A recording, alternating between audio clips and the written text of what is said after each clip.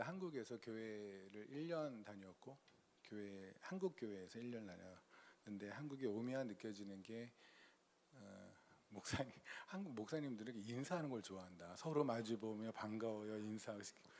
전 그런 걸 잘 못하고 특히 제가 한국의 교회 2008년도 1년 동안 교회에 있을 때 그때는 제가 토요일까지 술을 먹고 주일에 이제 교회 가서 교회에서 밥 주는 걸로 해장하고 이제 그런 시절 이제 그게 끝나자마자 케냐로 선교를 갔거든요. 그런 사람도 세상에 있습니다. 근데 그때 제가 굉장히 불편했던 게 뭐냐면 뭐 축복하는 거 있잖아요. 이렇게 손으로 이렇게 하고 앞에 나오라고 그래서 하는 거. 전 그때 교회를 끊으려고 그랬어요. 그래서 오늘도 다시 한번 그런 마음이 드는데 정말 왜 저러는지 모르겠는데 혹시 다 나중에 저를 정말 환영하신다면 다시는 이런 짓은 안 했으면 좋겠어요. 서로를 위해서 그런 건 안 했으면 좋겠다. 하는 사람도 불편하지 않아요? 뭐 누군지도 모르는데 갑자기 손을 이만큼 들고 샬롬을 왜? 네, 그렇습니다.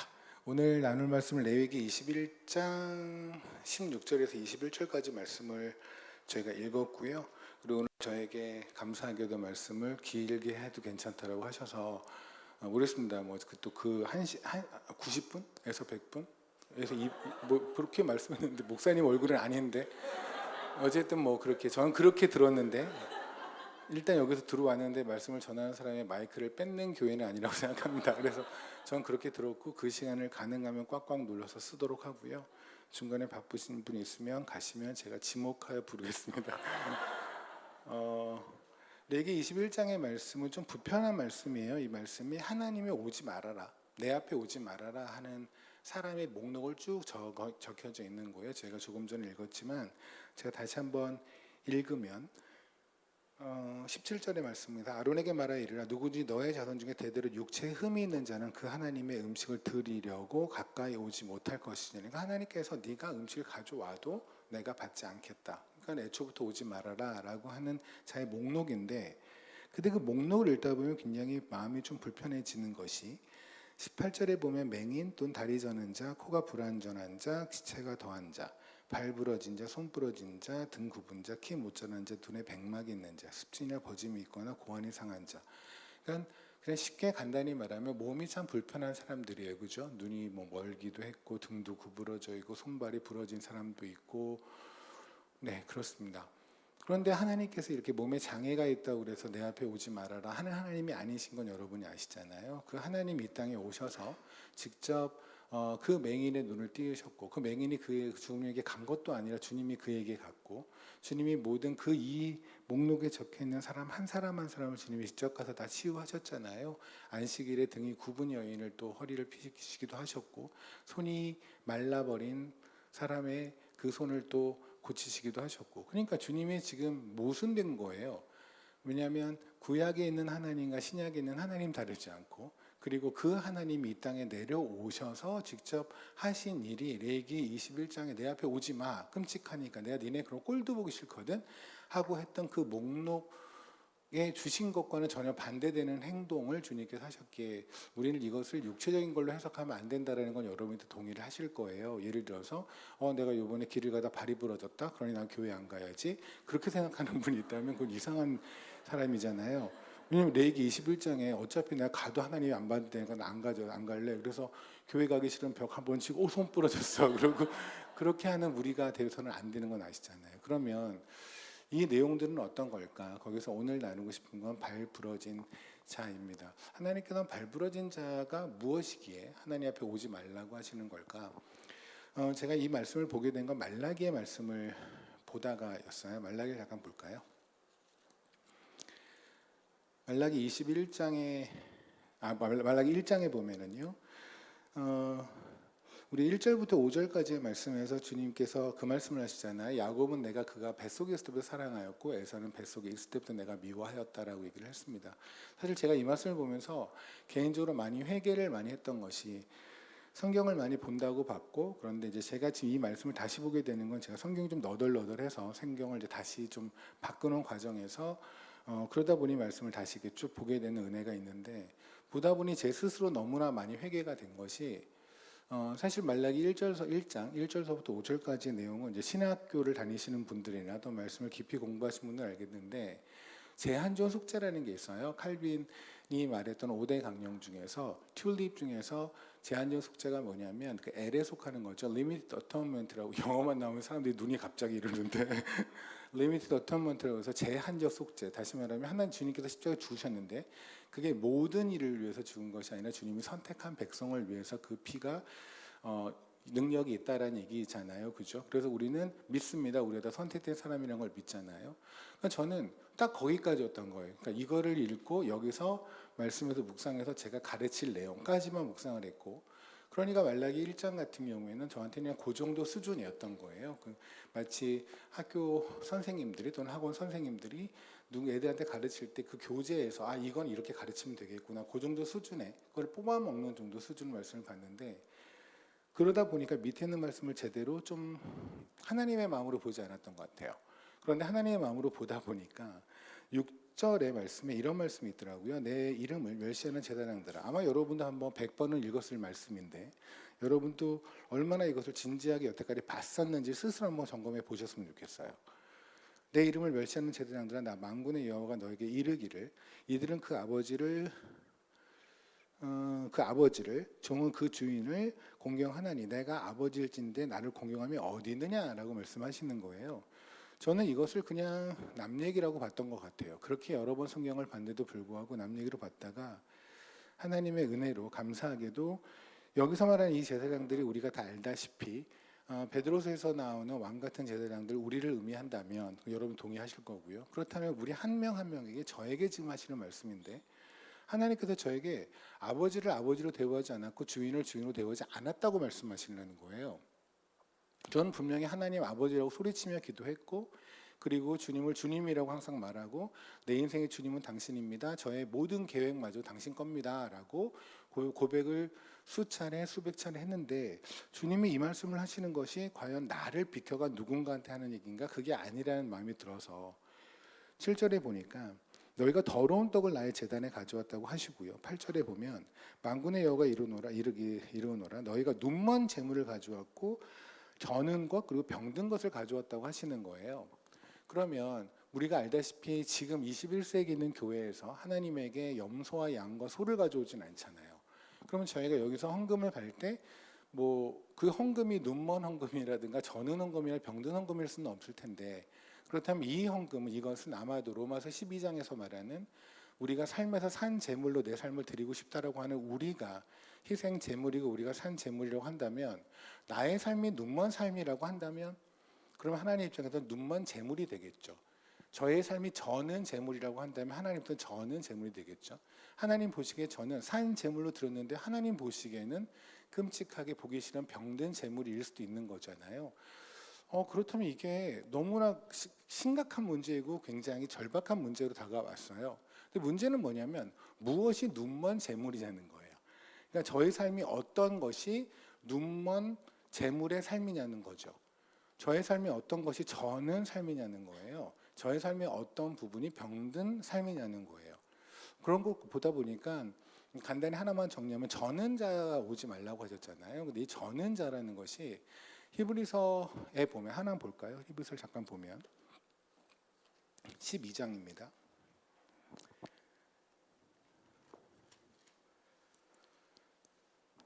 히브리서 12장 13절에 보면은 너희 발을 위하여 곧은 길을 만들어 저는 다리로 하여금 어그러지지 않고 고침을 받게 하라라는 말씀이 있습니다. 다시 읽을게요. 히브리서 12장 13절입니다. 너희 발을 위하여 곧은 길을 만들어 저는 다리로 하여금 어그러지지 않고 고침을 받게 하라. 이게 성경의 번역본에 따라서는 절름 발이라는 표현을 쓰기도 하거든요. 하나님 보시기에 저는 재물, 저는 신앙, 만약에 표현을 굳이 한다면 저는 신앙이라고 하는 건 어떤 걸까? 이것과랑 생각이 들었어요. 우리가 히브리서 11장에 보면 믿음의 증인들의 명록이 쭉 나옵니다. 다 아시다시피 아벨을 시작으로 해서 굉장히 많은 믿음의 증인들의 삶이 나오는데, 그리고 12장에는 그들이 믿었던 그 믿음의 그 정체가 뭔지에 대한 것이 12장에 있는 설명이에요. 그러니까 11장에 그들이 그렇게까지 목숨을 걸 수 있었던 게 무엇인가? 그것은 그들의 내공이 아니었다는 거예요. 다윗이 대단한 내공을 가졌거나 내지는 아벨이나 아브라함이나 모세나 뭐 기타 등등의 인물들이 어마어마한 내공을 소유했던 사람들이기에 그들이 그렇게 살았던 것이 아니라 그들이 그렇게 살 수 있었던 것은 그들 안에 들어간 하늘에서 내려온 믿음이 바로 그들을 그렇게 살게 했다라고 하는, 그러니까 히브리서 11장을 보다 보면 우리가 사람에 주목할 수밖에 없잖아요. 사람의 이름이 쭉 있으니까 우리가 믿음장이라고 하는. 근데 히브리서 12장을 보면 야, 사람한테 주목할 것이 아니구나. 이 믿음을 살게 하신 분이 하나님이구나. 그러니까 내가 지금 이 자리에 있는 게 여러분이 오늘 어마어마한 결단을 해서 난 결단력이 있는 사람이야, 나는 뭐 세상 거 다 끊고 그냥 오늘 예배 자리에 올 거야 하고 여러분이 오신 것이 아니라, 여러분이 지금 이 자리에 있는 것은 그 믿음의 능력에 의해서 여러분이 그냥 그 믿음의 능력의 노예가 되어서, 믿음의 능력의 종이 되어서 우리의 주님의 손 잡고 여기 온 거란 말입니다. 그러니까 우리의 잘한 건 아니잖아요. 아빠 손을 잡고 아이가 어디를 갔다면 아이가 알아서 간 것이 아니라 아빠가 데려간 거잖아요. 그죠? 물론 아버지는 그렇게 말을 하죠. 어유, 우리 아들이 이렇게 여기까지 왔네 라고 하는데, 가만히 아들이 생각해 보면 지가 온 건 아니에요. 그죠? 마찬가지로 우리가 여기 지금 있는 것도, 여기서 여러분이 여러 모양으로 하나님의 일을, 하나님의 교회를 섬기는 것도 여러분이 잘나서나, 또 저도 마찬가지로 제가 섬겼는데 제가 뭐 어마어마한 담대함이 있어서 그렇게 섬겨하는 것이 아니라 하나님이 주신 이 믿음이 그렇게 만들고 있다라는 얘기죠. 그래서 히브리서 12장에 보면 그 믿음의 정체에 대한, 믿음의 능력에 대한 하나님의 자랑이 나오는 거예요. 하나님은 내가 너한테 준 믿음이 어마어마한 거야 라고 지금 말씀을 하시는데, 그 말씀을 하는 중에 맨 13절에 아까 말씀드린 게 뭐냐면, 내가 지금 이렇게 너희들을, 이제 중간에 있는 얘기가 우리가 잘 알고 있는 징계에 관한 이야기예요. 하나님이 간혹 우리를 징계하시죠. 고난에 넣기도 하시고 꿀밤을 때리시기도 하고, 때로는 그 꿀밤이 좀 강력할 때도 있고, 그죠? 그래서 예를 들면 야곱 있죠. 야곱이 환도뼈를 맞는다고 하잖아요. 근데 그 환도뼈가 척추뼈를 말을 하거든요. 그래서 소위 그냥 야곱이 그 사건 이후로는 불구가 되는, 그래서 지팡이를 의지하지 않고는 걸을 수 없는 사건. 그래서 나중에 히브리서도 야곱이 그의 지팡이에 의지하여서 자녀들을 축복하였다는 얘기가 나오는 게 바로 그 대목이거든요. 근데 그 환도뼈라는 게 아가서에 보면 어떻게 나오냐면 5장에 이렇게 나옵니다. 하나님께서, 주님께서 술라미 여인께, 목동에 가서 술라미 여인에게 문을 두드려요. 그리고 나서 나와라 나와라 그러는데 술라미 여인이 계속 안 나와요. 내가 지금 옷을 벗었다고 못 나가고 뭐 한다고 못 나가고, 여러분이죠, 저죠.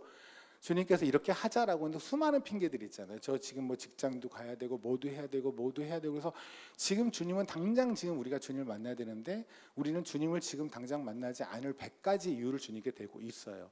그때 문빗장에 몰약이 떨어진다라고 하는 아가서의 이야기가 있어요. 그 얘기가 뭐냐면, 그 문빗장에 몰약이 떨어진다. 몰약이라는 게 눈물을 의미를 하거든요. 문빗장이 히브리어로 환도뼈랑 같은 뜻이에요. 다시 말하면 여러분의 삶에서 야곱의 환도뼈를 때린 것은 하나님께서 내가 너 정말 세상 말로 엿먹어라 그러고 빵 때린 것이 아니라, 야곱의 그 환도뼈를 때리신 것은 주님의, 하나님의 눈물이라고요. 여러분의 삶 속에서 지금 고난으로 하나님이 징계하시는 거 있잖아요. 가자, 그쪽 가면 안 돼. 근데 그것이 때로는 굉장히 너무나 강력해서 못 살겠어요 라고 할 때 있죠. 이건 아닙니다 주님이라고 빨리 거두어 주세요라고 할 수 있는데, 그런 거 있다고 하면 여러분 아마 아실 거예요. 여러분 자녀를 키우다 보면 때로는 아이가 그만큼 아파야 될 때가 있어요. 그렇죠? 그때 그걸 참고 있는 부모님의 마음이 더 힘든 거예요. 맞죠? 그럼에도 불구하고 그땐 그렇게 해야 되는 거예요. 그냥 내버려 두는 거죠. 사실 우리가 고난 안에 있을 때 더 힘든 분이 하나님이에요. 그분은 그 눈물로, 그분의 몰약으로 그 문빗장에 그분의 놀약이 떨어지고 있고, 우리의 삶에서 환도뼈 부분을 치실 때 그분의 눈물이 떨어지고 있는 거거든요. 그래서 그 얘기가 히브리서 12장의 이야기예요. 내가 너에게 징계를 주는데 그 징계가 니네가 내 자식이 아니면 내가 너한테 징계를 줄 이유가 없지 않냐. 지하철 타고 오는데 아이들이 막 떠들 때 옆에 있는 아저씨가 갑자기 그 아이를 때리면은 그 아저씨는 경찰서 가야 될 거예요. 그렇죠? 그 아이를 징계할 수 있는 유일한 자격이 있는 거는 그의 부모밖에 없잖아요. 그래서 여러분에게 고난을 하나님께서 허락하셨을 때 그 안에서 하나님, 제가 하나님 거군요. 하나님 거 맞군요. 라는 거를 여러분이 고백하실 때 하나님은 진정으로 기뻐하지 않으실까라는 생각이 듭니다. 근데 그 징계를 주는 이유가 뭐냐면 이라는 거예요. 왜 주려고 하냐면 13절이 답인 거예요. 뭐냐면 그 징계를 통해서 이제 너희가 그만 절었으면 좋겠는 거예요. 우리의 신앙이 그만 절었으면 좋겠는 거예요. 그러면 전달하는 건 뭘까요? 이런 표현이 좀 그럴 수 있습니다. 여러분이 불편할 수 있을 텐데, 만약에 사람이 절다면, 저도 이제 케냐에서 뭐 이런 일을 당해서 이렇게 무릎이 한번 이렇게 깨진 적이 있어요. 그래서 수술을 2번을 받았는데 그러고 나니까 다리를 저도 모르게 이제 이렇게 지금은 괜찮습니다. 이 정도 날씨는 괜찮은데 날씨가 굳이거나 뭐 이런 아니면 스트레스를 많이 받거나 아니면 몸에 부담이 많이 가면 다리를 살짝 절어요. 옛날 좀 많이 절었는데 지금은 살짝 절 때가 있습니다. 다리를 절다 보면 한쪽에 내려갔다 올라갔다 이렇게 되겠죠. 그렇죠? 다리가 똑같으면 전다고 하지 않잖아요. 한 번은 땅 보고 한 번은 하늘 보고 이게 저는 걸 거예요. 어떨 때는 땅 보고 땅에서 복음을 찾아내고 어떨 때는 하늘에서 복음을 찾아내고 예배 드리고 말씀 듣고 하면 맞아 나 이런 사람이지 하나님이 나를 위해서 이렇게 하셨지 하늘이 복음이지 구원이 나한테 주어졌지 라고 말을 하지만 또 교회 밖으로 나가면 세상이 복음인 거예요. 돈이 복음이고 자녀의 교육이 복음이고 세상에서 주는 그 환호와 그들의 박수 소리가 또 복음이 되는 거 그죠? 마치 바로가 꿈을 꿨는데 요셉이 맞춘 꿈이 하나 있죠. 바로가 이런 꿈을 꿉니다. 나일강에서 7마리 굉장히 팻하고 어트랙티브하다고 해서 뚱뚱하고 그냥 매력적으로 생겼다니까 뭐 소가 지가 매력적으로 생겨봤자겠지만 어쨌든 그냥 인간이 보기에 탐스럽게 생긴 소 있잖아요. 우리가 보기엔 탐스러운 거죠. 어쨌든 저희가 먹을 거니까. 근데 그 소들이 나왔어요. 나일강에서. 근데 나중에 봤더니 굉장히 파리하대요. 파리한. 그러니까 그냥 너무 못생기고 그냥 앙상한. 이제 케냐에서 거의 유목민이 많은데 날씨가 대체로 많이 가물어요. 요새는 날씨가 워낙 기후가 워낙 그래서. 그러니까 소들이 이렇게 말라 비틀어져 있거든요. 그런 소 같아요. 그런 소가 7마리가 나왔고 앞에는 굉장히 등치가 큰 소들이 있는데 상식적으로 소가 소를 먹는 일은 없어요. 그렇죠? 근데 만약에 얘네들이 열받아서 싸웠다라고 한다면 이 소가 이 소를 이겨야 되죠. 큰 애가 작은 애를. 그렇죠? 근데 얘네가 얘를 먹었다는 얘기예요. 근데 공포 영화 같은 이야기지만 이 이야기가 뭐 알다시피 요셉이 꿈풀이를 했을 때는 7년 흉년과 충전 풍년에 관한 이야기라고 하는데 그 이야기가 만약에 지금부터 3,000년 전에 있었던 그냥 이집트에 있었던 풍년과 흉년에 있었던 그 기후에 관한 이유거나 아니면 농작물의 성패에 관한 이유라고 한데 이야기라고 한다면 굳이 21세기 사는 우리가 읽을 필요는 없는 이야기죠. 그죠? 아마도 이 이야기는 저희에게 이런 교훈을 줄 수도 있을 것 같아요. 그 소들이 나온 데가 어디냐면 바로 꿈을 꿀 때 나일강에서 7마리의 소가 뚱뚱하게 나왔는데 나일강에서 다시 파리한 소들이 나와서 그 소들이 이것들을 잡아먹는 꿈이에요. 그게 무슨 말일 거냐면 나일강의 정체예요. 나일강이 복음이거든요. 이집트 사람한테 나일강이 복음이에요. 하나님께서 왜 나일강을 개구리 재앙으로 주신지 아십니까? 개구리는요 비가 올 때가 되면 막 울죠. 그죠?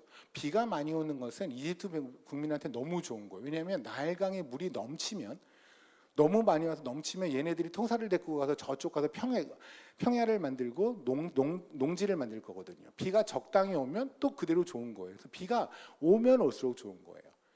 이집트 사람한테는 개구리 소리가 나면 이건 복음이에요. 돈을 번다예요. 내 삶은 폈다예요. 근데 주님께서 그 개구리 재앙을 주신 이유는 뭘까요? 니들한테 있어서 복음은 결국 재앙이 될 거거든요. 그들이 그토록 좋아하던 개구리 소리가 이젠 그 개구리가 나의 삶에서 이불에서 나오고 베개에서 나오고 솥단지에서 나오고 하는 순간에 그 개구리가 더 이상 나의 삶에 복음이 되지 않는다는 거죠. 나일강을 복음으로 알고 사는 사람들은 결국 거기에서 종을 치게 될 거예요. 그것이 아마 바로를 통해서 주신 하나님의 메시지였고 그 메시지를 전혀 이해하지 못했던 사람 이집트는 그냥 그렇게 산 거예요. 그리고 400년 후에 하나님께서는 드디어 나일강을 피로 만들어버리고 나일강에 있는 걸 개구리의 재앙을 통해서 결국 니네들이 복음으로 알고 살았던 것들이 다 복음이 아니라는 결국은 하늘만이 복음이거든요. 여러분 살아보셔서 알잖아요. 이것은 나이가 젊든 나이가 있든 건 상관없이 살아보니 예수랑 있었던 시간만이 가장 좋았잖아요. 그죠? 내가 뭐 어디 가서 맛있는 음식 먹었다 어디서 무슨 뭐 줄을 뭐 2시간씩 기다려서 먹는 한국에서는 그런 거 되게 좋아하던데 그렇게 2시간씩 먹고 했던 게 지금 뭐 기억나요? 그냥 그때의 기억은 있지만 그 맛도 생각이 안 나잖아요. 그때 먹었던 거 지금 얼마 전에 화장실 갔다 온 거 다 끝나지 않았나요?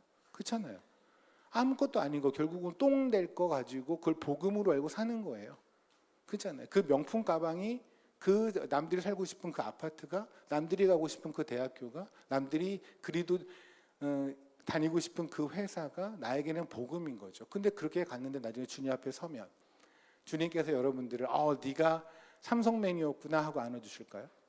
네가 어느 아파트에서 살았던 그 주민이었구나 하고 안아주실까요? 아니잖아요. 그때 가면 예수 안과 밖 그것밖에 없거든요. 그것이 우리에게 오는 것은 그 시간은 저같이 지금 50대 중반 정도 된 사람은 뭐 한 10년 남았을까요? 한 15년 남았을까요? 목사님도 한 2, 30년 정도? 악담 아닙니다만. 네. 대강 여기에서 제가 말씀 가끔 드리지만 월드컵 한 5번 정도, 6번 정도 안에서 대강 쇼분하는 사람들 많이 있거든요. 그렇잖아요. 4, 5번 안에 우리 답은 여기서 누구누구는요 월드컵 4, 5번 안에 하늘에서 만날 사람들이고 저기 뒤에서 아유 저는 나이가 아직 그런 사람도 뭐 앞으로 월드컵 10번 안에 쇼분할 사람들이 여기다 모여 있는 거잖아요. 청년부자니까. 여기가 유년부는 아니잖아요. 그죠? 결국 우리가 복음이라는 걸 어디다 놓고 어느 걸 복음으로 여기고 살았냐는 거예요. 절름발이 신앙이 뭘까요? 한 번은 땅 복음, 하늘은 하늘 복음. 땅 복음 가지려고 히브리서 12장에 뭐가 나와요? 에서가 땅 복음 하나 때문에 하늘에서 준 장자권이라고 하는 주님이 주신 그리스도인이라는 이름을 그냥 기꺼이 팔아먹은 사람이 에서예요. 그게 바로 에서의 복음이에요. 땅의 거 하나 먹으려고, 땅에 있는 팥죽 하나 먹으려고, 고깃국 한 그릇 먹으려고 그리스도의 이름을 가볍게 포기할 수 있는 사람들. 근데 우리 삶에 그게 너무 많이 있단 말입니다. 그게 절름발이 신앙이겠죠. 그러고 나서 지금 여기 와서 앉아 있는 거예요, 우리는. 근데 그것은 그러니까 여기 오지 말라는 얘기가 아니라 우리는 여기서 바라볼 게 뭐냐면 그런 자들을 여기 와서 앉아 있는데 그 예배를 거기서 취해내시는 하나님의 은혜와 그 능력. 근데 최소한 그런 하나님을 보면 짠하지 않아요? 그래서 우리는 예배 왔을 때 우리의 마음가짐은 어떠냐면 하나님을 기쁘게 하고 하나님을 위로하는 마음가짐이어야 되는데 우리는 예배를 오해하고 있다고요. 예배를 통해서 내가 위로를 받기를 원해요. 오늘도 나는 하나님 위로해 주시겠지. 시몬이라는 사람이 있습니다. 예수님께서 태어나시고 얼마 안 돼서 할례를 받으시러 예루살렘 성전에 왔을 때 하나님께서 시몬이라는 사람에게 나타나셨어요. 시몬은 이스라엘의 위로를 기다렸던 사람이에요. 평생. 그러니까 나이가 꽤 지극한 사람 같아요. 하나님께서 뭐래시냐면 성령님의 인도하심으로 네가 그렇게 기다렸던 그 이스라엘의 위로를 네가 만날 거야. 너 빨리 성전으로 가봐. 갔어요. 갔는데 요셉과 마리아가 아이를 데리고 있는 거예요. 그럼 언뜻 성령님의 감동이 아니면 요셉과 마리아 둘 중에 하나겠죠. 아니면 못 알아보겠죠. 워낙 사람이 많으니까. 그런데 거기서 한눈에 그 아이가 그 메시아, 본인이 그렇게 기다렸던 메시아인 걸 알아요. 그리고 나서 거기서 이제 하나님의 능력으로 축복하는 장면이 나오는데 거기서 뭐라고 그러냐면 이스라엘의 위로라고 그래요. 근데 예수님은 사실은 이스라엘의 위로가 아니죠. 우리 모든 선택도 받은 사람 모든 자의 위로세요. 그 하늘의 위로가 우리에게 내려왔는데 우리는 그 위로가 안 되는 거예요. 그러니까 예배 시간에서 계속 위로를 해달라는 거예요. 그렇게 다 주신 분한테 우리가 세상에서 그렇게 만방으로 깨지고 살고 세상에서 절름발이로 살았으면 잊지 마서 하나님 죄송해요. 그런 자 버리지 않고 여기 불러주셔서 다시 또 저희를 예배자로 세우시니 감사해요. 하는 그 하나님한테 위로를 드려야 되는데 우리는 그런 생각이 없는 거예요. 여전히 땅 복음을 나에게 더 달라는 거죠. 저 지금 그거 안 가져서 저 너무너무 지금 억울하고 애들한테 무시당하고 창피해 죽겠는데 그거 좀 주세요라고 계속해서 우기고 있는 거예요. 그건 아니지 않을까요? 그죠? 우리는 예배의 정체를 잘 모르는 것 같아요. 여러분이 아니라 우리가 대체로 많이 까먹는 이야기가 예배가 아닌가. 그러니까 예배 와서 하나님이 원하시는 예배는 마치 아버지가 뭐 7순이 됐습니다. 8순이 됐습니다. 자녀들을 다 불러 모았어요. 이제 자녀들이 와서 할 건 뭐냐면 아빠 지금까지 키워주셔서 감사해요. 기타 등등등 이어야 하는데 아빠 저 위로해 주세요. 이게 8순잔치에 와서 할 얘기는 아니잖아요. 갑자기 아버지한테 와서 아빠 요번에 저 뒤쪽에 있는 그 작은 산 그 누구한테 줄 거야? 형한테 줄 거예요? 나한테? 이건 아니지 않아요? 지금 우리의 예배 시간에 와서 하나님 저한테 제 주머니에 세워주세요. 이거 주세요라고 하는 건 여기서 할 얘기는 아니지 않나요? 다 주신 분한테. 우리가 어느 정도 수준이냐면 우리는 기도할 때 무릎을 못 꿇어요. 왜요? 체면 때문에 무릎이 나올까 봐, 무릎에 때 묻을까 봐, 흙 묻을까 봐. 우리는 하나님이 주신 눈물도 제대로 못 흘려요. 화장이 지워질까 봐. 우리는 찬양할 때 손 한 번도 제대로 못 들어요. 혹시 남이 봤을 때 너무 오버한다고 보일까 봐. 우리가 요 정도예요 지금. 이게 바로 전은 신앙일 거예요. 다 주신 분한테 나한테 나의 얼마를 드리지 못해 그 얼마도 드리지 못하는 자들. 이게 전은 신앙이 아닐까요? 하나님께서는 그들을 오지 말라고 하는 것은 내가 너의 예배를 받지 않겠다가 아니라 니네 수준이 그렇다면 인정하고 하나님 앞에 미안한 건 미안하고 잘못한 건 잘못하고 고백해라 라는 것이 아닐까 싶습니다. 이제 그런 각도로 오늘 발 부러진 자에 관한 말씀을 나누려고 해요. 먼저 이 말씀은 제 생각에는 마가복음을 시작으로 한번 보는 게 좋을 것 같은데요. 마가복음을 잠깐 보겠습니다. 제가 이제 성경의 구절을 좀 많이 보는데 간혹 어떤 분들이 그러시더라고요. 무슨 성경을 이렇게 많이 봐요. 교회예요 여기. 아니, 교회에서 성경을 많이 보자고 하는데 당황들을 해요 사람들이. 그리고 성경을 보자면 그때서 성경을 꺼내요. 아마 여기서도 몇 명 그랬던 사람이 있는 것 같은데 눈 순간적으로. 왜냐하면 보통은 여기 그 말씀이 적혀 있거든요. 떴거든요. 끝. 그런데 갑자기 그거 외에 다른 말씀을 보면 당황하는 거예요. 그러면서 아, 왜 그렇게까지 해야 되지?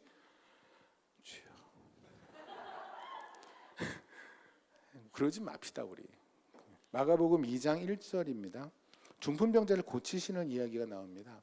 이 이야기를 그냥 제가 여러분에게 요약해서 말씀을 드리면 이렇습니다. 근데 거기서 저희가 딱 같이 볼 말씀은 따로 있고요. 어떤 중풍병자가 있었습니다. 중풍병자라고 하는데 여기는 이 말씀에 따른 이 중풍병자는 그냥 우리가 생각하는 스트로크이라고 하죠. 어떤 풍을 딱 맞아가지고 나이가 어느 뭐 됐는데 풍을 맞아서 평소에 잘 걷다가 갑자기 몸이 불편해진 사람이라기보다는 여기서 말하는 패럴라이즈는 그냥 태어날 때부터 소아마비였던 분이 아마 맞을 것 같아요. 그러니까 태어날 때부터 못 걸었던 분 같아요. 저희가 케냐에서 저희 엘토도가 사역하는 같이 뭐 사역이라는 표현은 좀 그렇고 같이 만나 예배를 드리는 분들이 계시는데 그분들 중에는 여러 부류와 여러 계층과 기타 등등이 있는데 그분들 중에는 탄자니아에서 케냐로 넘어와서 사시는 분들이 있어요. 그러니까 이분들은 전원 몸이 불편하세요. 다 장애인들이 장애를 갖고 계시는데 특히 그 장애가 다리를 못 쓰시는 분들, 그러니까 다쳐서 못 쓰는 게 아니라 태어날 때부터 못 써서 애초에 다리 근육 자체가 발달되지 않아서 그냥 땅을 소위 기어 다니실 수밖에 없는, 우리가 안진뱅이라는 표현을 쓰나요? 그런 몸의 어떤 불편함을 가지신 분들이, 탄자니아는 케냐보다 조금 더 미신이 강해요. 그러다 보니까 그런 분들은 태어날 때부터 그러니까 뭔가 저주받았다. 근데 저주받았다라는 사람들한테 뭔가 같이 가면 나도 저주가 튈 것 같아 이런 느낌이 있나 보더라고요. 그래서 그분들한테는 국어를 할 수밖에 없잖아요. 그렇지 않아요? 무슨 일을 할 수 없으니까. 그러면 그분들한테 국어를 하려고 동전을 주는 것 자체가 나한테 저주가 올 수 있어라고 국어도 안 된다고 하더라고요. 그래서 그분들이 중에 몇 분이 케냐로 몰래 밤버스 타고 와서 불법으로 넘어와서 이제 사시는데, 그래도 아무래도 뭐 탄자니아보다는 케냐가 조금 더 잘 살고 그리고 그런 부분에서 조금 더 나으니까 사람들이 어쨌든 지나가다 동전에도 몇 개 줄 거 아니겠습니까? 근데 그러다 보니까 다시 고향에 연락해서 여기는 살만해. 그러니까 이제 그런 분들이 계속 넘어와서 사시는 그런 분들이 있는데, 저희가 8년 전에 만나서 그분들하고 지금 매주 월요일날 예배를 드리고 있어요. 원래는 주일에 그분들이 교회를 오시면 좋겠는데 주일이 그분들한테 대목인 거예요. 교회 앞에서 국어를 하면 아무래도 또 예배 드리고 나면 마음이 좀 이렇게 거시기 한 상태에서 이렇게 보면은 뭐라도 그래도 나갈 수 있잖아요. 동전보다 지폐가 나갈 수도 있고 하니까. 그러니까 그분들의 형편을 생각하면 저희가 주일에 예배 오세요라고 하기에는 너무나 좀 가혹한 거죠. 그래서 월요일에 그분들이 사시는 그 공간에 숙소에 모여 사세요. 근데 거기를 이제 가서 예배를 드리는데, 사실 그 월요일날 저희가 갔을 때 그분들이 거기 계시는 것도 어마어마한 사건인 것이, 그분들은 하루에 모든 일당을 포기해야 돼요. 새벽부터 기어 나가야 되니까 새벽부터 나가서 해야 되는데 저희가 가는 시간이 10시, 11시거든요. 그러면 이분들은 그냥 하루에 벌이를 포기하시면서 예배를 기다리세요. 그래서 예배를 같이 드리고 같이 기도하고 이제 그렇게 한 지가 지금 8년째입니다. 그래서 제가 이 이야기를 조금 이해할 수 있는데, 여러분도 아마 뭐 주변에 그러신 분들이 있거나 뭐 꼭 보지 않더라도 미루어 짐작해서 이해하실 수 있을 것 같은데, 어떤 중풍병자가 있었습니다. 아까 말씀드렸던 그런 분들이겠죠. 근데 하루는 얘기를 들은 거죠. 하나님과 매우 가까워 보이는 사람, 뭔가 기적을 막 행하는 사람이 지금 이 동네에 온다는 거예요. 그래서 이 사람이 얘기를 들었어요. 그래서 자기 친구들과 아마 더불어 같이 간 것 같아요. 왜냐면 여기 성경에 나오면 그의 친구 4명이 귀퉁이에 매트리스를 가지고 이렇게 했던 거 보면 그 친구들도 대강 몸이 비슷한 형편이니까 같이 민글되지 않았을까 싶습니다. 안 그러면 당시 유대인들 같은 경우에 특히 부정하다고 여겨지는 자가 몸만 만져도 그도 부정해진다고 믿었기 때문에 또 성경에 이렇게 써 있었고, 그러니까 당연히 이런 자와 친구가 될 수는 않았을 것 같고요. 근데 이 사람이 얘기를 들었죠. 그래서 이제 친구들과 더불어 갑니다. 그런데 한번 상상을 한번 해보세요. 주님이 집회를 하는 장소와 이분이 사는 집의 거리가 얼마나 됐을까요? 우리는 알지 못해요. 그죠? 그런데 그냥 미루어 짐작을 한번 해봅시다. 여러분의 집에서 교회까지 한번 생각해 보세요. 물론 바로 옆에 사시는 분도 있을 수 있겠지만, 근데 지금 이 교회 옆에 사시는 분들은 교회를 따라서 이사한 경우가 많이 있을 테고, 근데 이분 같은 경우에 지금 자기가 있는 곳을 따라서 주님이 바로 옆에서 집회하실 건 아닐 거고, 그러면 만약에 여기에서 지금 이 동안교회, 여기 동암교회, 이 교회에서 서울역까지 한번 생각해 봅시다. 기쁨의 교회에서 서울역까지 생각해 봅시다. 뭐 그래 얼마 안 돼요. 근데 기어간다고 생각해 보실래요? 얼마나 갈까요? 아마 새벽부터 출발을 했을 거예요. 땀을 뻘뻘 흘리면서. 그죠? 사람들은 그 사람을 보면서 혐오의 눈으로 봤을 것이고, 그러나 그는 그걸 아랑곳하지 않고 계속 기었을 거예요. 계속 기었습니다. 그리고 도착을 했습니다. 근데 이미 사람들은 많이 있습니다. 이 사람이 게을러서 늦게 간 게 아니죠. 자기를 최선을 다해서 갔는데 늦은 거예요. 그들은 최선을 다하지 않았어요. 그런데도 이미 먼저 와 있네요. 그들에게 말을 했겠죠. 제가 저분을 만나야 돼요. 좀 길을 비켜주세요. 사람들은 전부 다 무시를 하죠. 네가 어딜 들어와? 네가 이 공간에 들어오는 순간에 마치 코로나 걸린 자가 여기 들어오는 것처럼 네가 여기 들어오는 순간에 여기 있는 모든 곳은 장소는 더러워질 거야. 넌 들어오지 못해. 그리고 어디 만지려고 그래. 안 돼. 나도 여기를 기다렸어. 나도 저 사람 만나봐야 돼.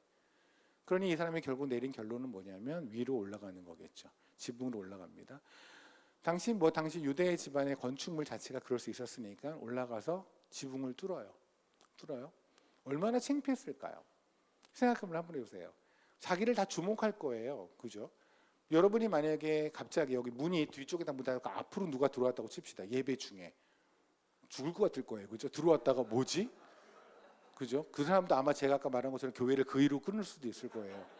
근데 만약에 본인이 남이 뭐 정우성처럼 생겼거나 아니면 굉장히 아름답게 생겼거나 자타가 공인한 미남이냐였다면 또 모르지만, 저같이 이렇게 별로 그렇게 흉측한 사람 같은 경우에 들어왔다가 모든 사람이 날 쳐다볼 때 죽고 싶다 이런 생각밖에 안 들었을 거예요. 지금 이분들은 그냥 숨어서 사는 사람들이에요. 왜냐하면 자기가 존재가 드러난 순간 사람들은 다 자기를 부정하다고 여기고 그 공간이 부정했다고 생각했으니까. 근데 지금 위에서 지붕을 위에는 2층을 뚫어서 아래로 내려와야 되는 거면 얼마나 소리를 많이 냈을 것이고 사람들은 주목할 수밖에 없었을까요? 근데 그 모든 걸 감내하고 이분이 내려왔어요. 그러면 우리는 이런 생각을 합니다. 왜 그랬을까요? 왜 이렇게까지 했을까요? 이 사람은. 물론 이 내려온 사람은 나머지 이 친구들과 동일한 마음이었을 거예요. 그렇죠? 그러니까 이 5명이 있는데 5명 중에 1명이 대표로 내려간 것이고, 결국 이 5명의 마음은 동일하고 그들이 소망하는 건 같을 거예요. 뭐를 소망했을까요? 우리 이렇게 생각하죠. 일어나고 싶나 보다.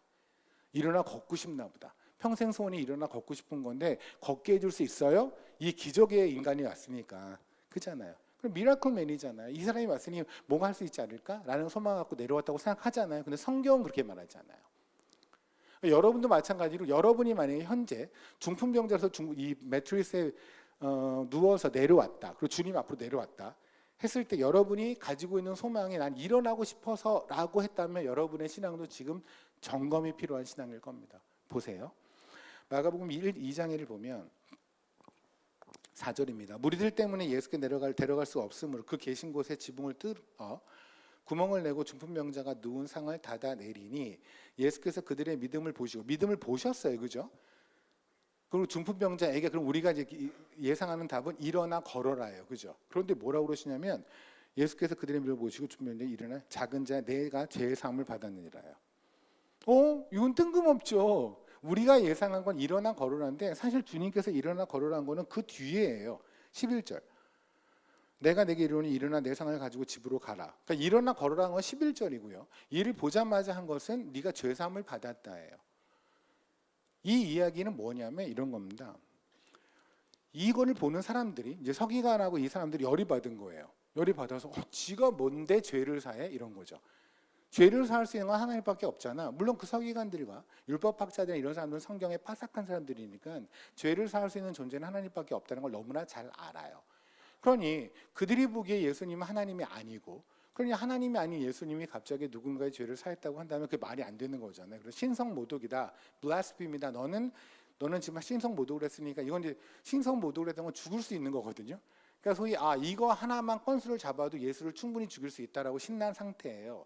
그때 여기서 지금 주님께서 이 전체의 맥을 이해하는 힌트를 주시는데 이겁니다. 6절에 어떤 서기관들이 거기 앉아서 마음에 생각하기를, 아직 말 안 해서 입 밖으로 안 냈어요. 마음에 생각하기를 이 사람이 어찌 이렇게 말하는가? 신성모독이로다. 오직 하나님 한 분 외에는 누가 능히 죄를 사겠느냐라고 했어요. 속으로. 그들이 8절에 그들이 속으로 이렇게 생각하는 줄을 예수께서 곧 중심에 아시고예요. 그러니까 그들은 속으로 생각하는데 주님은 이미 아세요. 그들의 생각에는 아하 그래. 그러니까 니네가 보기에 내가 신성모독을 했다는 것은 내가 이 사람의 죄를 사할 수 없는 존재라는 거잖아요. 맞죠? 내가 이 사람의 죄를 사할 수 없는 존재라는 건 내가 하나님이 아니라고 생각하는 거잖아요. 그럼 이 얘기예요. 왜 너희는 왜 나를 하나님으로 생각하지 않니? 이 얘기예요. 그러니까 다시 말하면 우리가 하나님을 하나님으로 생각하지 않는 이유가 뭔지 아십니까? 내가 원하는 하나님은 기적을 보여주는 하나님이어야 되거든요. 내가 원하는 하나님은 나의 삶에서 내가 지금 원하는 그걸 필요를 기적적으로 채워주시는 하나님이거든요. 근데 그게 지금 내에서 눈앞에 보이지 않으니까 하나님이 뭔가 게으르거나 아니면 하나님 없거나 아니면 하나님은 그렇게까지 완전하지 않거나 정도 수준으로 하는 거죠. 똑같아요, 이 사람들도. 지금 이들은 주님이 아무런 기적을 보여주지 않았어요. 그러니까 이들이 보기에는 주님이 하나님일 리가 없는 거예요. 왜? 기적을 안 봤으니까. 그래서 주님이 뭐랬잖아요. 오케이, 그러면 니네들 수준에 말하는 기적, 하나님은 이런 기적을 보여주는 존재가 하나님인 거잖아. 그럼 내가 니네 수준으로 내가 하나님을 보여줄게. 니네 수준으로. 그러면 사실 바로 뭐냐면 그거예요. 9절 보세요. 중풍병자에게 내 죄에서 죄상을 받았느니라 하는 말과 일어나 내 상을 가지고 걸어가라는 말 중에 어느 것이 더 쉽겠느냐? 당연히 죄를 사하는 건 불가능한 일이에요. 하나님 외에는. 그죠? 근데 일어나 걸어나라는 것은 그냥 척추를 잘 고치시는 의사 선생님도 할 수 있는 일이에요. 그런데 우리한테는 죄를 사하는 건 별로 중요하지 않아요. 구원을 받았다는 건 그렇게 큰 이슈가 아니에요. 나한테서 진짜 구원의 이슈는 뭐냐면 빚으로부터 구원이 돼야 되고 가난으로부터 구원이 돼야 되고 병으로부터 구원이 돼야지 정말 죄로부터 구원받는 건 그렇게 큰 이슈가 아니라니까요. 그러니까 지금 딱 서기관들의 믿음 수준인 거죠. 정말 죄를 사할 수 있는 유일한 분이 죄를 사셨다는데 나중에 아마 알겠죠. 월드컵 한 4번 끝나고 나서 우리가 주님 앞에 서면 그때 가서 알겠죠. 죄를 사하였다는 이 권세가 무엇을 의미하는지 알겠죠. 근데 이 땅에 사는 동안에는 여전히 죄를 사했다는 건 그렇게 느낌이 안 오는 거예요. 나를 어둠에서 구원하셨고 그리고 지옥에서 구원하셨고 하는 것은 그게 의미가 없는 거죠. 이게 지금 서기관들의 이야기예요. 그래서 니네 눈높이로 내가 하나님을 보여줄게 라고 하시면서 하신 게 뭐냐면 11절에 내가 내게 이르노니 일어나 상을 가지고 가라라는 거예요. 그러면 뭐였냐면 마음속으로 그들이 생각한 거를 주님이 읽으신 거잖아요. 그렇다면 중풍병자가 지금 매트리스에서 내려왔을 때 이의 마음도 주님이 읽으셨겠죠. 그렇잖아요. 이의 마음을 읽으셨어요. 읽으시고 한 일가 뭐냐면 죄 사함을 받았는지라요. 그렇다면 이 중풍병자는 우리의 예상과는 달리 일어나 걷고 싶어 온 게 아니에요. 이렇게 왔을 거예요 아마. 평생을 땅을 기어다녔겠죠. 사람들한테는 마치 지렁이 취급, 벌레 취급 받았겠죠. 지금 와서 한번 태어나서 걸어본 적도 없는데 새로 걷고 싶은 마음도 없을 거예요. 어찌 보면. 근데 문제는 이걸 거예요. 사람들은 누누이 뭐랬냐면 너는 저주받았고 부정한 자래요. 태어날 때부터. 부정한 자가 절대 가지 못하는 자가 가지 못하는 곳이 어딘지 아십니까? 하늘나라예요. 그러면 이 땅에서 땅을 기어 살았는데 나중에 죽으면 지옥 간대요 사람들이. 그래서 묻고 싶었을 거예요. 하나님과 가까워 보이는 저 사람한테 묻고 싶었을 거예요. 저 진짜 지옥 가냐고. 혹시 제가 지옥을 가야만 한다면 혹시 용서해 주면 안 되냐고. 제가 그렇게 저주를 받고 부정한 자라면 이 저주를 떨쳐주고 부정을 떨쳐줘서 저를 정하게 만들어서 하늘나라 가면 안 되냐고. 이 땅에서는 계속 기어다녀도 좋지만 하늘에서는 좀 걷고 싶고 뛰고 싶은데 그렇게 해주면 안 돼요. 이게 그의 소망이었다고요. 그 마음을 아신 거예요. 주님은. 우리의 예상과 달리 이 사람은 구원해 달라는 거예요. 하늘 시민이 되게 해달라는 거예요. 하나님의 자녀 삼아 달라는 거예요. 근데 주님이 그러시죠. 맞아, 너희의 죄 사함을 받았어. 넌 내 새끼 맞아. 그래서 이제 이자는 걷게 되었습니다. 근데 이 얘기가 중풍병자의 어떤 중풍병자 이야기구나라고 우리는 생각할 수 있는데 그게 그 정도 수준이 아니라는 거는 뭐냐면 창세기에 보면은 창세기를 잠깐 보세요. 3장에 보면 다시 말씀드리지만 여기는 교회입니다. 창세기 3장을 보면은 하나님께서 죄를 지은 아담과 하와에게 저주를 하시면서 땅을 저주하는 장면이 나와요. 이렇게 합니다.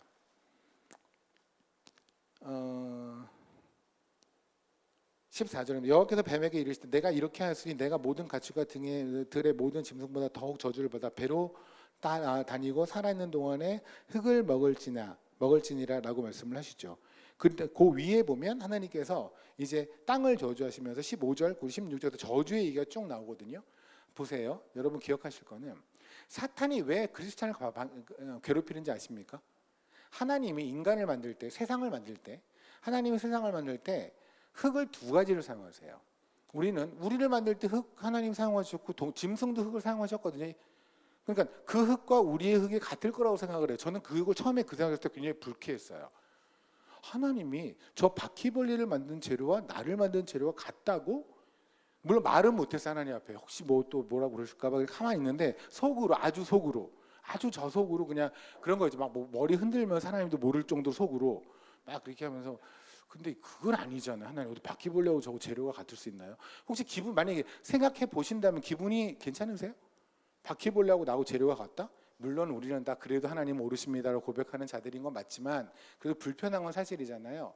하나님이 인간을 만들었을 때 흙과 짐승을 만들었을 때 흙은 달라요.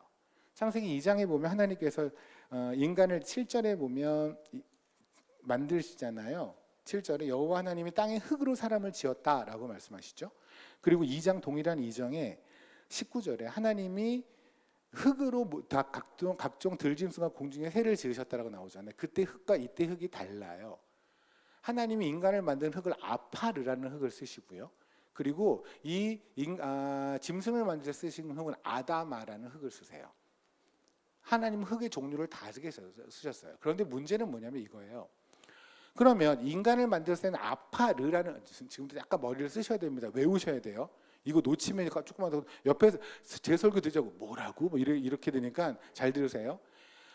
인간은 아파르라는 흙으로 만드셨어요. 그리고 짐승들이나 다른 것들은 아다마예요. 그러면 최초의 인간의 이름은 아담이죠. 그럼 아담은 대강 비슷한 게 흐름이 어디서 온 것 같아요?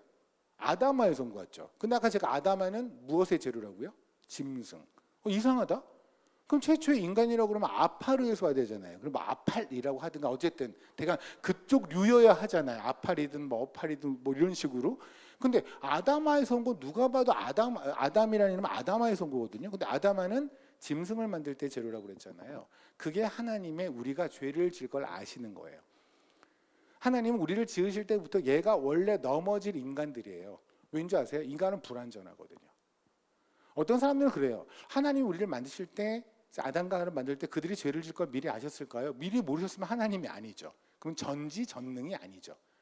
하나님은 우리가 죄를 질 걸 아셨어요. 그건 뭐가 같냐면 여러분이 아이를 낳을 때 얘 아이가 태어나자마자 자기가 똥오줌을 지가 스스로 가릴 거라고 생각하나요? 근데 왜 화내요? 또 쌌어 이러면서 화내잖아요. 마치 얘는 태어날 때부터 똥오줌을 지가 알아서 가릴 거라고 기대했던 것처럼. 근데 누구나 알아요. 아이들은 스스로 그렇게 못한다는 걸 알죠. 마치 그거 똑같죠. 완전하신 하나님이 불완전한 인간을 만드는데 이 불완전한 것들이 어떻게 완전하신 하나님의 영역같이 살겠습니까? 불완전한 특징은 뭔지 아십니까? 넘어진다예요. 그러니까 인간은 넘어질 수밖에 없어요. 그게 하나님이 우리를 만들 때 하나님 이미 아셨다고요. 그러니까 넘어지는 게 잘한다가 아니라 그게 잘한다가 아니라 우리의 존재가 그런 존재라고요. 그러니 너는 넘어질 수밖에 없는 불완전한 존재예요. 그래서 아담이라고 이름을 지으세요. 그런데 문제는 그러니까 마치 이거죠. 아파르는 하나님께서 예배를 받기 위해서 만든 존재라고 한다면 아담은 예배를 못 드리는 존재죠. 그러면 하나님께서 우리에게 예배를 받기 위해서 지으셨다고 이사야서 말씀하셨잖아요. 그 일을 이루시려면 하나님은 아담을 다시 아파르로 만드셔야 되죠. 놓치신 분들은 어쩔 수 없습니다. 그죠? 그래서 뭐라고 그러시냐면 거기 창세기 3장에 보면 이런 말씀이 있는 거예요. 19절에 내가 흙으로 돌아갈 때까지 얼굴에 땀을 흘려야 먹을 것을 먹으리니 네가 그것을 취함에 있으라. 너는 흙이니 흙으로 돌아갈 것이요. 우리는 보통 이것을 사람 어째 흙으로 만들었으니까 죽으면 다 뭐 묻히고 좀 해서 흙 되는 거 아니야? 그 얘기가 아니에요. 이때 흙이 뭐냐면 너는 원래 아파르로 만들어졌으니 결국 아파르가 될 거라는 뜻이에요. 우리는 중간에 다 아담하였다고요. 우리 주님을 몰랐던 시절이 있잖아요. 저도 그렇고 전 40년 동안 몰랐거든요. 주님을 모르고 세상을 예배하고 살았어요. 저를 예배하고 살았어요. 제가 하나님인 줄 알고 살았어요. 근데 결국 어느 시간에 하나님이 원하는 그 시간에 제가 하도 주님 반대쪽으로 뛰어가니 어떻게든 자꾸 고삐를 잡고라도 주님 앞으로 데리고 오셔서 주님을 사랑하고 주님을 예배하는 존재로 만드시더라고요. 이것이 하나님의 능력이에요. 왠지 아십니까? 하나님은 그렇게 선포하셨거든요. 너희를 내가 아파르로 만들었으니 결국 아파르로 돌아가게 만들 거라고요. 너희는 흙이니 흙으로 돌아가게 할 거라고요. 여러분이 죽어서 흙으로 돌아간다는 얘기가 아니라 하나님이 처음에 만드신 목적대로 예배자로 만드실 거라고요. 이게 여러분이에요. 그래서 주님은 십자가에도 뭐냐면 내가 다 이루었다고 하시는 거예요. 그거 이루신다고 하셨잖아요. 그걸 이루신 분이 예수 그리스도시라고요. 그러니까 그분은 다 이루셨어요. 그러니까 우리가 살면서 여러분이 내 삶이 뭔가 결핍되어 있는 것 같고 모자른 것 같고라고 한다면 빨리 십자가로 가세요. 그리고 십자가로 가서 거기서 다 이루셨다고 하나님, 이루셨다고 주장하시는 하나님에게 여러분이 아멘 하는 순간 여러분의 결핍이 결핍으로 안 보일 거예요. 여러분은 괜찮아요. 지금 통장에 있는 잔고와 상관없이 건강검진에 있는 그 목록들과 상관없이 여러분 아주 괜찮아요. 그게 하나님의 뜻이에요. 그런데 어쨌든 하나님은 지금 현재 땅을 저주한 상태잖아요. 그죠? 그래서 레위기 11장에 보면 땅을 기어다니거나 땅에 오래 머무는 것들을 다 부정한 짐승들이라고 하세요. 뭐 지렁이나 기타 등등등. 또는 굽이 없는 애들 있죠. 굽이 없이 있는 동물들, 뭐 개라든가 이런 그런 것들은 다 부정하다고 하시는 건 뭐냐면 저주받은 땅과 땅에 직접적으로 면이 닿는 자들. 때는 거기를 그냥 오랫동안 머무는 것들은 다 부정한 거에 취하세요. 그게 바로 우리예요. 중풍병자가 여러분이 생각하는 것처럼 몸이 불편한 그 사람만에 해당되는 얘기가 아니라 우리의 이야기라고요. 우리가 다 땅을 기어다녔던 사람들이에요. 그래서 우리는 땅을 좋아해요. 그래서 우리는 하나님을 사랑하고 아까 말씀드린 것처럼 예수 당신이 복음이라고 얘기를 하지만 실질적으로 진짜 우리에게 복음인 것은 통장에 꽂히는 그 돈이라고요. 나에게 진짜 복음인 것은 어디서나 합격 통지서라고요. 나에게 진짜 복음은 뭐냐면 자녀가 어느 대학교 가고 어떻게 해서 어느 신랑감 어느 신부감 만나서 결혼하고 잘 살고 지금 어떤 데 취업했고 이것이 우리에게 여전히 복음인 것은 우리는 땅에 원래 붙어 살았거든요. 그래서 우리는 그게 좋은 거예요. 그런데 그런 자들 하나님께서 구원하셨고 이제 일어나 걸으라고 하셨잖아요. 그죠? 그럼 우리 이제 일어나 걸어야 되는 사람은 뭘 해야 될까요? 그래서 하나님께서는 이 말씀을 하시는 게 아닌가 싶습니다. 로마서 10장을 보면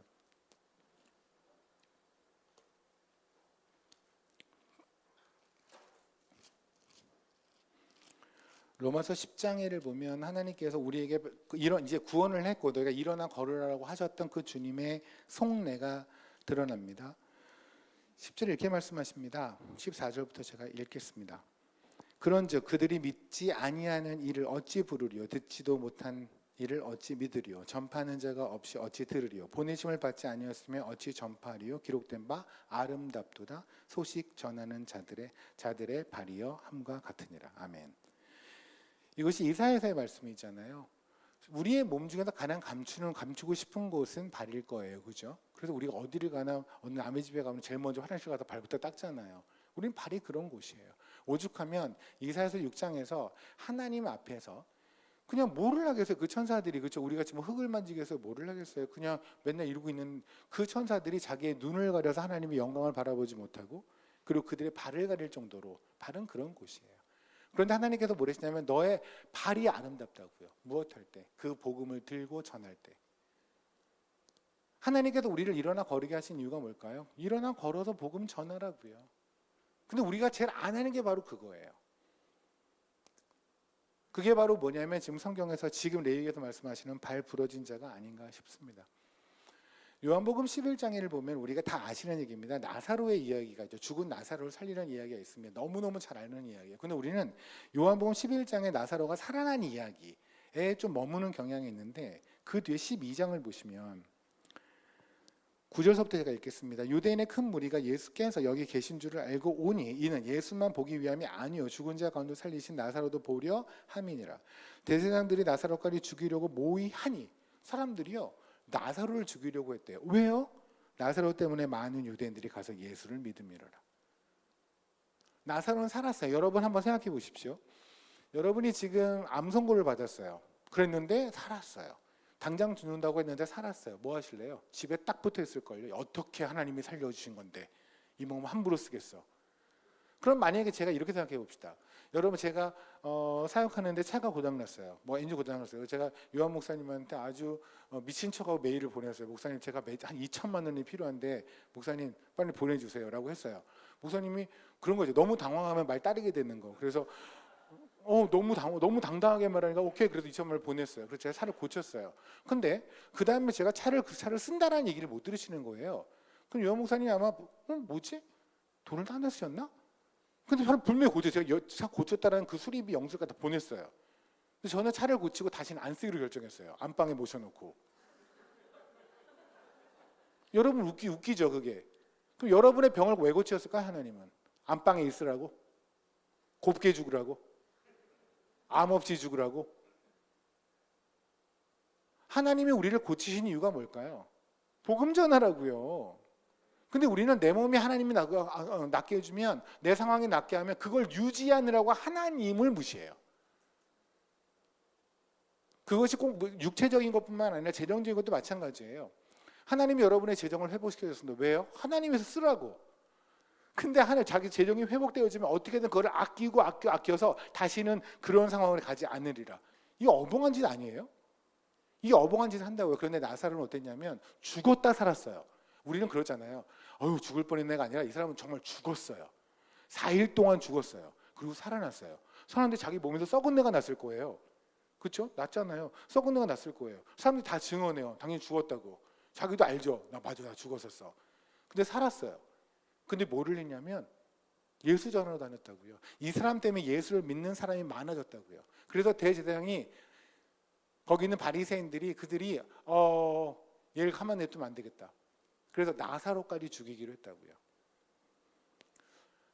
죽었던 자를 살렸으면 해야 되는 반응은 이건 거예요. 우리가 정말 죽었는데 예수 그리스도의 복음에 의해서 우리가 살았다고 한다면 진짜 해야 되는 건 이거예요. 근데 우리는 이것만 안 해요. 사도행전 13장에를 보면은 지금 성경을 계속 보자 그러면 화내실 것 같은 게 제가 알아서 할게요. 필요한 것만 볼게요. 사도행전 13장에를 보면은 사울하고 바나바가 선교기를 처음에 떠나는 게 있거든요. 선교기를 처음 떠는데 구브로라는 곳으로 떠나요. 근데 우리가 이제 물론 질문이 안 생기는 것도 은혜예요. 그죠? 성경을 보면서 질문이 안 생기는 것도 은혜인 것은 하나도 안 궁금하니까 평생 신간이 편하죠. 그냥 나는 괜찮은데. 그러니까 그걸 궁금해서 막 연구하시는 목사님을 보면 안타깝죠. 저분은 저렇게까지 사실까? 그러니 목사님들이 명이 짧어 뭐 이러면서. 그러니까 성경을 보면서 궁금한 게 사실은 모든 크리스찬이 정상적인 반응인데 나는 안 궁금한 걸 은혜로 생각하는 분들이 있어요. 근데 저도 사실 때로는 우리도 부럽지 않아요, 목사님? 그렇죠?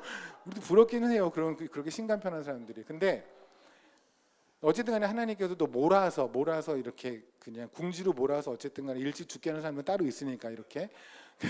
그래서 궁금해도 보면은 이렇습니다. 사도행전 13장에를 보면 바울하고 바나바가 손을 잡고 같이 가는 거가 첫 번째 그 선교지가 구브로예요.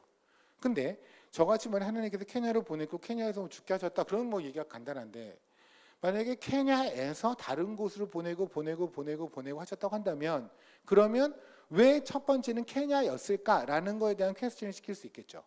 왜냐하면 첫 번째라는 건 누군가의 모든 사람한테 의미가 있잖아요. 그러면 바울과 바나바는 왜 구브로로 갔을까? 그래서 공부를 해보면 구브로는 바나바의 고향이에요. 아 그랬구나. 근데 그렇게 되면 바울도 자기 고향이 있을 거 아니에요. 그럼 바울 입장에서 자기 고향 가자고 할 수 있을 것이고 그리고 바나바 입장에서 자기 고향 가지고 그래도 졌나? 바울이? 바나바가 이겼나? 승리? 그런 건가? 아니에요. 구브로에 뭐가 있는지 아십니까? 나사로의 무덤이 있어요. 지금도. 선교기를 떠나는 바울과 바나바에게 하나님께서 주신 도전이 뭐냐면 이거예요. 너희는 죽다 살아난 자라고요. 바울과 바나바가 만약에 구브로가 아니라 다른 곳을 갔다면 어찌 보면 그런 선교를 못할 수 있을 것 같아요. 그들은 처음에 떠나자마자 그랬겠죠. 아마 뭐 6월달에 여기 기쁨의 교회에서 선교 학교를 하셨다라고 얘기를 들었는데, 바울과 바나바도 하나님 얼마나 사랑합니까? 그죠? 그 십자가를 얼마나 사랑합니까? 그 전해야겠다라는 마음으로 갔는데, 그것이 한참 올라가다 보면은 때로는 인간은, 저도 마찬가지, 여러분도, 우리는 본질을 잊을 때가 있어요. 방법을 생각하다가 본질을 잊는다고요. 어떻게 선교를 할까를 생각하다가 무엇을 전할까를 까먹어요. 어떻게 축구로, 뭐로, 빵으로, 우물파줌으로 사람들을 만나는 것까지는 다 해요. 사람들 모으는 것까지는 해요. 그리고 나서 그 다음에 끝이에요. 무엇을 전하는가 중요한 거예요. 우린 그것 때문에 선교를 가는 거잖아요. 그죠? 어쩌면 바울도 바나바도 마찬가지였을 겁니다. 어떻게 전할까? 이 복음을 우리가 어떻게 전할까? 수많은 대책회의를 했을 것이고, 그 교회에서 많은 사람들과 같이 얘기를 하고 기도를 했겠죠. 그리고 떠나는데 주님께서 다시 한번 그들의 마음을 다시 잡아준 건 뭐냐면, 무엇을? 나사로의 무덤을 보면서, 그치, 부활하신 예수 그리스도, 우리를 살리시는 유일한 하나님, 그 하나님을 전하는 거지. 맞다. 죽었다가 살아난 나사로가 전했던, 나사로는 그들이 얼마 후에 죽었는지 모르죠 또. 그죠? 나사로는 살았다가 한 달 후에 다시 죽었을 수도 있겠죠. 그죠? 예수 전하다가 그가 그렇게까지 전할 수밖에 없었던 그 복음을 말해 내가 전해야지라는 것이 바울과 바나바에게 하나님께서 주시고자 하는 도전이 아니었을까? 그래서 아마 구브로로 보낸 것 같습니다. 결국은 뭐냐면, 우리는 내가 정말 복음을 받았는가 아니는가는 뭐냐면 내가 얼마큼 기쁘냐는 거예요. 근데 문제는 기쁨이라는 것이, 여러분이 결혼식을 왜 합니까? 여기 청년들이 많은데 결혼식을 할 때 그렇잖아요. 화려하게 뭘 하잖아요. 그죠? 저도 결혼식 주례를 3번을 해봤는데, 주례를 하다 보면 느껴지는 게, 신랑 신부 얘네들이 언제 그런 데이트를 했는지 모르는 걸 스크린에 막 띄워놨더라고요. 이렇게. 분명히 난 몰랐는데 걔네들이 그렇게까지 오래 사귄 거를. 근데 한강물 손잡고 이러고 있는 것도 찍고 많이 그런 걸 되게 많이 하던데, 보세요. 그들은 왜 결혼식을 합니까? 여러분 왜 결혼식을 합니까? 여러분의 기쁨을 나누고, 축의금 때문에 하는 건 아니잖아요. 물론 그럴 수도, 그렇다면 어쩔 수 없습니다. 근데 이제 그런 것들 빼고 얘기합시다. 정상적으로는 뭐냐면, 우리의 이 결혼의 기쁨, 우리의 사랑의 기쁨, 이걸 알리고 싶은 거잖아요. 그죠? 물론 그 이후에 다른 것도 있죠. 우리가 이혼할 때 째려봐 주세요, 이런 것도 있고, 여러분이 우리의 결혼의 증인이 되어 주세요, 이런 것도 있겠지만, 기본적으로 우리의 기쁨을 나누고 싶은 거잖아요. 맞죠? 그러면 그 기쁨을 나누고 싶다는 건 뭐냐면, 이 기쁨의 정체는 뭔지 아세요? 나눔이에요. 그러니까 내가 진짜 기쁜지 아닌지를 우리가 확인하는 건 뭐냐면, 내가 얼마큼 소리를 지르냐는 거예요. 여러분 얼마 전에 월드컵 했잖아요. 그죠? 대한민국이 골을 넣었을 때 어땠어요? 아파트고 뭐도 상관없이 다 소리 질렀을걸요? 한국 사람도 원래 그런 사람들이잖아요. 그죠? 그때 참을 수 있나요? 인내가 일어나요? 아니에요. 그때는, 그때 그 골을 넣은 게 여러분의 인생에 무슨 영향을 미쳐요? 아무 영향을 안 미쳐요. 그때 골을 넣어서 여러분이 연봉이 올라갔어요? 여러분의 집값이 올라갔어요? 아무것도 없어요. 돈만 썼어요. 그죠? 새벽까지 기다리느라고, 치킨 먹느라고 계속, 그죠? 먹느라고 돈 쓰고 빼느라고 돈 쓰고 돈만 썼어요. 다음날 가도 눈 뻘게 해가지고 또 상사한테 깨지나고, 이것만 했는데도 불구하고 더 좋대요. 또 그리고 바보같이 다음 경기를 또 기다려요. 왜요? 기쁠까봐, 이길까봐. 기쁘시다며요. 복음이 그런 거라며요. 근데 왜 안전하세요? 왜 혼자 막 참아요? 골방에 들어가서 혼자만 기쁘세요? 그건 기쁨이 아니에요. 그런 기쁨은 세상에 없어요. 기쁨을 참는, 사랑을 하는데 참을 수 있는 기쁨은 불륜밖에 없어요. 예수님과 불륜이세요? 예수님과 불륜이세요 혹시? 예수님이 정말 여러분의 신랑 되신다면 그 어마어마한 이 진리가 여러분을 왜 못 움직여요? 왜 수많은 핑계들이 있고 수많은 것들 때문에 그것을 내년, 내후년, 10년, 20년 뒤로 미뤄요? 제가 예전에 어느 목사님과 함께 대화를 한 적이 있었어요. 저는 평신도입니다. 대화를 하는데 목사님이 저한테 선교사님 어떻게 이렇게 귀한 결단을 하시고, 근데 그분이 인도에 계셨다고 하더라고요. 그러셨군요. 그랬는데 저는 사실은 인도에 가라고 하나님께서 5년 전에 마음을 주셨는데, 제가 교단 파송을 받으려고 이렇게 해서 지금에야 가게 됐습니다라고 해서, 제가 그때 참아야 되는 거예요. 원래는 감히 평신도가 목사님한테 그림자도 밟으면 안 되는데 겸상하는 것만으로도 영광인데, 근데 참으면 안 되겠다는 생각이 들었어요. 물론 지금도 같은 상황이면 안 참을 것 같은데, 그때 뭐랬냐면, 목사님 제가 한마디만 건방지게 하겠습니다. 하나님이 오죽하면 우리 같은 것들한테 선교 보낼 거야. 하나님이 오죽하면 우리 같은 것들한테 그분의 말씀을 의탁할까요? 오직 급하시면. 근데 나는 교단 파송을 받아야 안정하게 재정 후원을 받으니까 하나님 5년만 기다려주세요. 목사님 회사를 다니시면 목사님 사장님이 뭐 좀 갖고 와라 그러면 5시간만 기다려주세요, 5일만 기다려주세요, 50일 기다리세요 할 수 있어요? 우리는 하나님한테 기다리라고 하는 걸 너무 당연하게 말해요. 왠지 아십니까? 하나님을 껌으로 알거든요. 직장에 있는 상사보다 하나님이 덜이에요. 여러분이 생각하는 것만큼, 진짜 여러분이 입으로 고백하는 것만큼의 하나님이라고 한다면 우리는 그렇게 하나님한테 못 깨겨요. 근데 우리는 충분히 그래요. 왠지 아십니까? 하나님을 덜 믿거든요. 아니면 진짜 복음이 별로 안 기쁘든가. 하나님 일어나 가서 전하라 라고 하는데 하나님 기다려주세요. 제가 이거 해야 돼요, 저거 해야 돼요, 저거 해야 돼요. 신학교를 다녀야 돼요. 왜? 신학교 다녀서 목사 안수를 받아야, 그래야 가서 교회에서 파송을, 교단에서 파송받고 뭐하고. 하나님은 지금 가려는데 저는 신학교를 졸업을 해야 돼요. 제가 몇 년 전에 신대원에 가서 한번 말씀을 전해 똑같은 말을 했었는데, 하나님이 주신 직분들이 있잖아요. 물론 목사님에게 선교사로 가실 수 있겠지만 저같이 평신도에 가라고 할 수도 있어요. 하나님 저 그냥 기다리세요. 저 평신도로 가면은요 사람들이 되게 무시해요. 어디 가서 말씀 전하면 평신도 어디다 대고 말씀을 전하냐고 그래요. 저 그런 거 무시당하는 거 싫으니까 저 그냥 공부하는 건 잘 하거든요. 그러니까 제가 몇 년 공부해서 가서 신학교 가서 다 졸업하고 졸업증 따고 안수 받고 그럴게요. 제가 그렇게 말할 만큼 그렇게 다급하지 않으면 하나님이 저 같은 거한테 왜 하나님의 복음을 의탁을 하시겠어요? 하나님의 말씀을. 근데 우리는 너무 하나님의 복음을 전함에 있어서 좀 주저하고 있지 않나? 되도 않는 이유로. 어쩌면 여러분들 전부 다, 특히 선교의 마음을 가지신 분들, 여러분이 하나님께 드리는 그 이유가 정말 이유가 되나 물어보세요.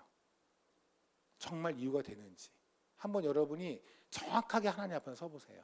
그리고도 하나님 앞에 이유가 된다면 모르지만, 그게 이유 아닌 걸 이유로 여태까지 우기고 살았다면 빨리 지금으로 돌아서시는 게 좋을 것 같습니다. 또 하나는 과연 복음이 뭐냐는 거예요.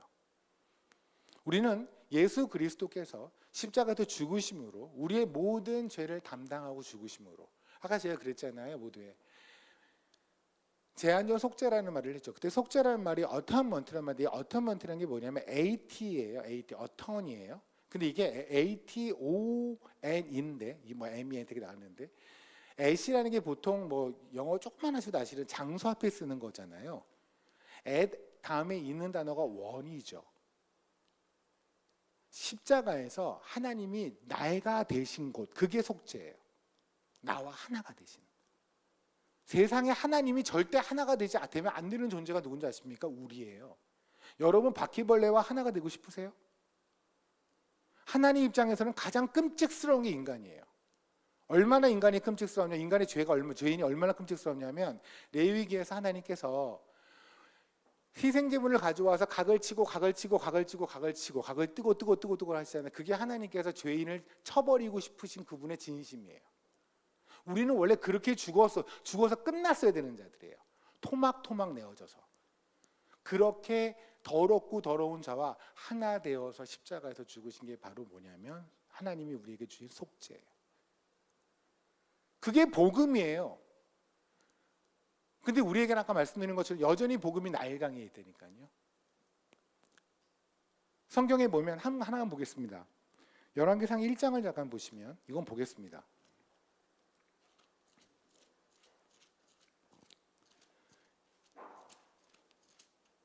열왕기상 1장에를 보면 42절의 이야기인데요. 42절과 43절을 제가 읽겠습니다. 말할 때 제사장 아비아달의 아들 요나단이 오는지라 아도니아가 이르되 들어오라 너는 용사라 아름다운 소식을 가져오는도다. 요나단이 아도니아에게 대답하여 이르되 과연 우리 주 다윗 왕이 솔로몬을 왕으로 삼으셨나이다. 보세요. 아도니아는 아시다시피 다윗의 네 번째 아들입니다. 다윗의 세 번째 아들이 그놈이잖아요, 압살롬. 그래서 다윗을 또 그런데 또 넷째도 또 이래요, 그죠? 그래서 아도니아는 지가 또 왕 되겠다고 아버지의 의사와 상관없이 그 사이에 이제 다윗은 솔로몬을 왕으로 하죠. 그때 제사장인 아비아달의 아들이 요나단이 옵니다. 이때 요나단은 저 다윗의 친구 그 말고요. 요나단이 옵니다. 그리고 얘기를 해요, 아도니아한테. 제가 소식을 가져왔어요. 그랬더니 아도니아가 뭐랬냐면 네가 나에게 지금 기쁜 소식, 아름다운 소식, 굿뉴스를 가져왔구나. 복음을 가져왔구나. 그럼 지금 아도니아가 듣고 싶은 복음은 뭐예요? 백성들이 내지는 다윗이 자기를 왕으로 삼았다라는 걸 거 아니겠습니까? 근데 사실 3절은 뭐냐면 요나단이 아도니아에게 대답하되 과연 우리 주 다윗 왕이 솔로몬을 왕으로 삼았나이다. 그러면 아도니아한테 이게 복음이 될까요? 안 되죠. 자기가 왕 돼야 되는 게 복음인데 지금 솔로몬이 왕 됐다면 이렇게 끔찍한 소식이 없는 거잖아요. 이거예요. 하나님에게 있어서 복음이 과연 우리에게 복음이 되려면 하나님의 뜻이 우리에게 그 뜻이 돼야 돼요. 근데 우리는 하나님의 뜻이 중요한 게 아니라 내 뜻을 하나님한테 관철시키는 게 중요해요. 그러니까 기도의 자리에서도 하나님의 뜻이 저에게 내려와서 하나님이 무슨 말씀을 하시고 하나님이 나에게 어떻게 하나님의 계획이 무엇인지를 알려주시는 걸 듣기보다 내 계획을 쭉 나열하고 그걸 들어주시라고 얘기를 해요. 그리고 나서 그걸 안 들어주시면 금식을 통해서 협박을 시작해요. 그리고 그것을 신앙이라고 생각해요. 그거를 아침부터 새벽부터 해갖고 그걸 300일을 하는 분이 있으면 저분은 기도하시는 권사님이래요. 근데 기도하는 권사님의 기도를 들어오면 전부 다 뭐냐면 본인의 이야기만 해요. 본인이 듣고 싶고 갖고 싶은 복음만 얘기해요, 하나님한테. 아도니아가 지금 듣고 싶은 건 뭐냐면 만약에 아도니아가 정말로 하나님이 원하시는 복음에 그 복음이 복음된 사람이라면 지금 이후에 어떻게 되냐면 하나님의 뜻은 솔로몬이구나. 그러면 나도 거기 아멘이야 라고 해야 되는데 아도니아 얘기 아시잖아요. 화들짝 놀라서 뭐라고? 말도 안 돼. 그게 왜 복음이야? 복음 아니죠. 내가 왕 돼야 복음이죠. 내 가정이 잘 돼야 복음이고 내 뜻이 관철되고 내 계획대로 살아가야 복음인 거잖아요. 내 계획이 망하고 하나님의 계획에 성하는 건 나한테는 중요하지 않잖아요. 이게 무슨 복음이냐고요. 세상의 모든 종교는요 자기의 뜻을 관철시켜요. 그 신한테. 근데 딱 하나 우리의 하나님만 뭐라고 그러시냐면 난 너의 뜻을 안 들어. 왠지 아세요? 여러분의 인생이 여기까지 오신 이유가 저의 인생이 여기까지 온 이유는 뭔지 아십니까? 하나님의 우리의 기도를 안 들으셔서 그래요. 무슨 말씀이냐면 제가 운전을 하는데 옆에 있는 아들이 얘기를 하면 저는 아들이 없습니다. 딸이 있는데 옆에 있는 아들이 얘기를 합니다. 4살짜리예요. 아빠 우회전해봐. 좌회전해봐. 직진해봐. 후진해봐. 이대로 가면 전 집에 못 도착해요. 아들이 저한테 우회전해봐. 좌회전하고요. 후진해봐. 직진하고요. 직진해봐. 후진하고요. 그래야 제가 집에 도착해요. 하나님이 우리 기도 다 들었으면 우리는 여기 안 있어요. 절에 있었을 거예요 아마. 우리는 하나님의 뜻이 그분의 뜻이 복음이어야 된다고요. 그분의 뜻이 단순히 십자가에서 죽은 예수 그리스도뿐 플러스 만약에 예수 그리스도 보세요. 예수 그리스도께서 십자가에서 죽으신 것이 복음인 것은 우리에게만 복음이 아니라 예수님에게도 복음이에요. 그래서 예수님이 그러셨잖아요. 십자가 죽으시기 바로 전에 내가 아직 영광을 받지 않았다. 주님이 가장 영광을 받으시는 순간이 어디냐면 아버지의 뜻이 이루어지는 십자가에 순종하는 순간이 그분이 가장 영광을 받으신 순간이고 그것이 예수님한테 그것이 복음인 걸 아세요. 예수님의 슬픔이 우리에게 복음된 것이 아니라 그분에게도 복음인 것이 우리에게 복음이라고요. 근데 우리는 하나님이 복음이라고 하는 것이 우리한테 슬픔이에요. 그분이 원하는 길은 죽어도 가기 싫거든요. 그래서 우리는 하나님의 말씀할 때 막 이러고 얘기를 안 들어요. 그러다가 내 얘기만 막 하고 또 안 들어요. 그리고 내가 원하는 대로 상황에 가면 하나님이 이렇게 마음을 주셨대요. 나중에 가서 하나님하고 결산 한번 해보세요. 하나님 제가 그때 하나님이 마음 주셨다는 말을 한 1000번 썼는데 하나님 이런 마음 주고 저런 번 썼는데 그중에 진짜로 하나님이 주신 거는 몇 번이에요? 한 2번 그러실 거예요. 내 뜻대로 원하면 내가 싫어하는 사람이 잘못되면 하나님의 뜻이 이루어진 거죠. 내가 싫어하는 사람이 잘 되면 이거는 사탄의 장난인 거죠. 그럼 누가 하나님입니까? 하나님이 하나님일까요? 아니면 내가 하나님일까요? 열왕기하 7장을 보고요. 그 말씀을 통해서 우리가 마무리를 짓겠습니다. 열왕기하 7장을 보면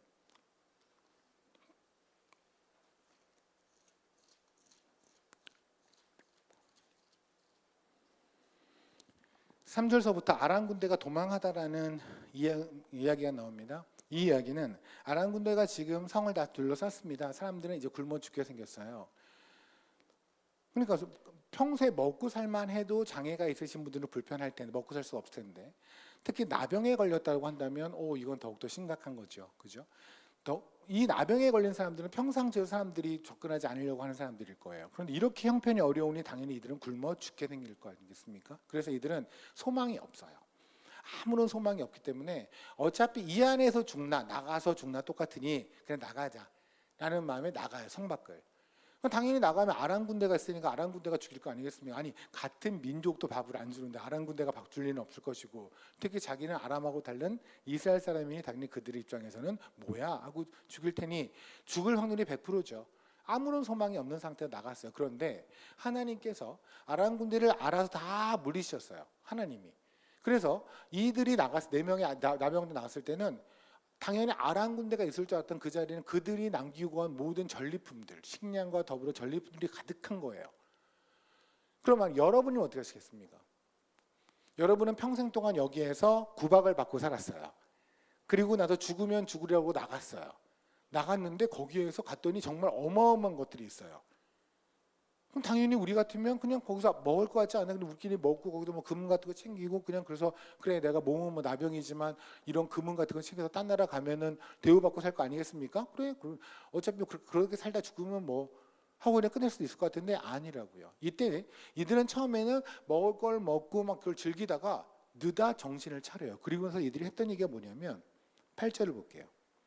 그 나병원들이 진영 끝에 이르자 한 장막에 들어가서 먹고 마시고 거기서 은과 금의 의복을 가지고 가서 감추고 다시 와서 다른 장막에 들어가서 거기서도 가지고 감추니라. 여기까지는 그랬어요. 예상대로. 근데 9절 나병 환자들 그 친구들에게 서로 말하되 우리가 이렇게 해서는 아니 되겠다. 우리끼리만 이렇게 했으면 아니 되겠다. 오늘은 아름다운 소식이 굿뉴스가 복음이 있는 날이거늘 우리가 침묵하고 있도다. 만일 밝은 아침까지 기다리면 벌이 우리에게 미칠 테니 이제 떠나 왕국에 가서 알리자. 보세요. 이들이 돌아가서 이들이 바보가 아닌 이상 돌아가서 자기 사람들한테 제가 아람 군대가 왔더니 다 떠나고 이들이 어마어마한 걸 남겼어요. 저희가 그렇게 왔어요 라고 하면 이들이 믿을까요? 최소한 이들은 그렇게 신뢰가 있는 사람이 아니에요. 그죠? 아마 평소에 이 사람들을 굉장히 구박했기 때문에 얘네가 뭔가 복수하려고 그러나 보다 라고 생각할 수도 있을 것 같아요. 그죠? 안 믿을 거예요. 이들의 말에 귀를 기울이지 않을 거예요. 그럼에도 불구하고 외치는 게 바로 복음이에요. 이게 복음을 접한 자의 하는 반응이라고. 당연한 반응. 제가 지금 드리는 말씀은 대단한 걸 얘기하는 말씀드리는 게 아니라 당연한 거. 예수를 받은 자가 복음을 받은 자가 하는 당연한 거. 근데 우리한테 지금 이 당연한 게 얼마나 당연하냐는 거예요. 하나님께서는 우리에게 참을 수 없는 복음을 줬어요. 견딜 수 없는 기쁨을 주셨어요. 그런데 우리가 만약에 이거를 잘 견디고 있다면, 잘 참고 있다면 뭔가 크게 문제가 있는 거예요. 그죠? 그런데 이제 여기서 이제 한 가지 오해하지 않으실 것.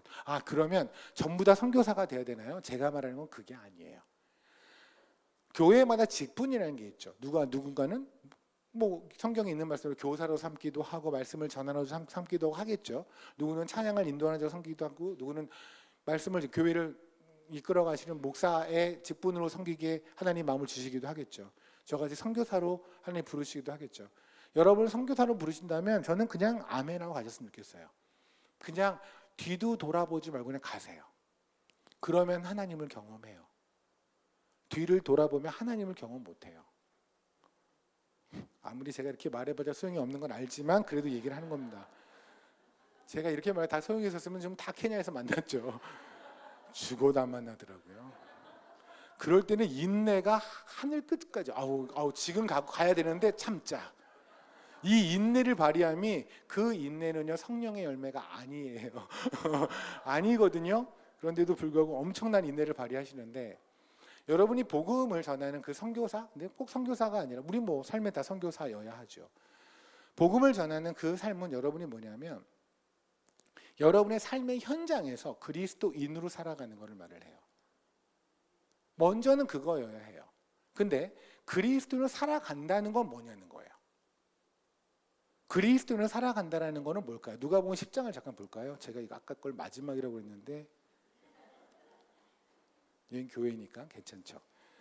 누가복음 10장에를 보면 25절에 자비를 베푼 사마리아 사람이라고 하는 소우 제목이 있습니다. 우리가 선한 사마리아인이라고 해서 엔지오 단체도 있습니다. 그 사마리탄이라고 하는 엔지오 단체도 있고요. 우리가 잘 아는 얘기입니다. 착한 사마리아인, 그렇죠? 네. 그 착한 사마리아인의 이야기는 너무나 잘 아시는 얘기예요. 어떤 자가 강도를 맞아서 완전히 그냥 낭패를 봤어요. 거의 성경에 표현을 그대로 하면은 죽을 뻔했대요. 거의 죽었대요. 그런데 그 앞을 어떤 제사장이 지나가는데도 그냥 무시하고 지나가고, 그리고 레위인이 지나가는데도 무시하고 지나갔는데 사마리아인이 가서 그를 데리고 여관에 데려가서 몸에다 포도주를 부리고 해주고 뭐 해서 그걸 돌봐줬다라는 이야기. 그런 다음에 너도 이제 이렇게 되라라고 하는 이야기, 그죠? 그래서 우리는 이렇게 얘기합니다. 우리 모두 다 착한 사마리아인처럼 그렇게 착하게 사람들한테 베풀며 돌봐주며 삽시다. 그렇게 살아야 해요. 맞아요. 그런데 이거의 진짜 메시지는 그거일 수도 있겠지만 거기다 플러스 하나로 더 얘기할게요. 그게 아니라고 할 수도 없고 거기 플러스 하나로도 얘기를 하면 이 말씀에서 여러분 좀 주목해야 되는 건 뭐냐면 이런 겁니다. 여러분의 뭐 조카가 내지는 아이가 여러분에게 무슨 질문을 했어요. 이렇게 질문을 했어요. 이게 뭐야? 라고 질문을 해서, 근데 우리가 보통 이거는 물컵이야 라고 가르쳐 주는 경우도 있지만 다르게 설명을 해요. 막 설명을 해서 뭘 담는 거 있고 뭘 담는 게 있고 뭐 이렇게 얘기를 해요. 그런 다음 이건 양동인데 물이 있으니까 물양동이겠네, 그치? 그리고 이거는 뭐 있는데 물이 있으니까 이건 뭐겠네? 총 속에 물이 있네, 물총이네.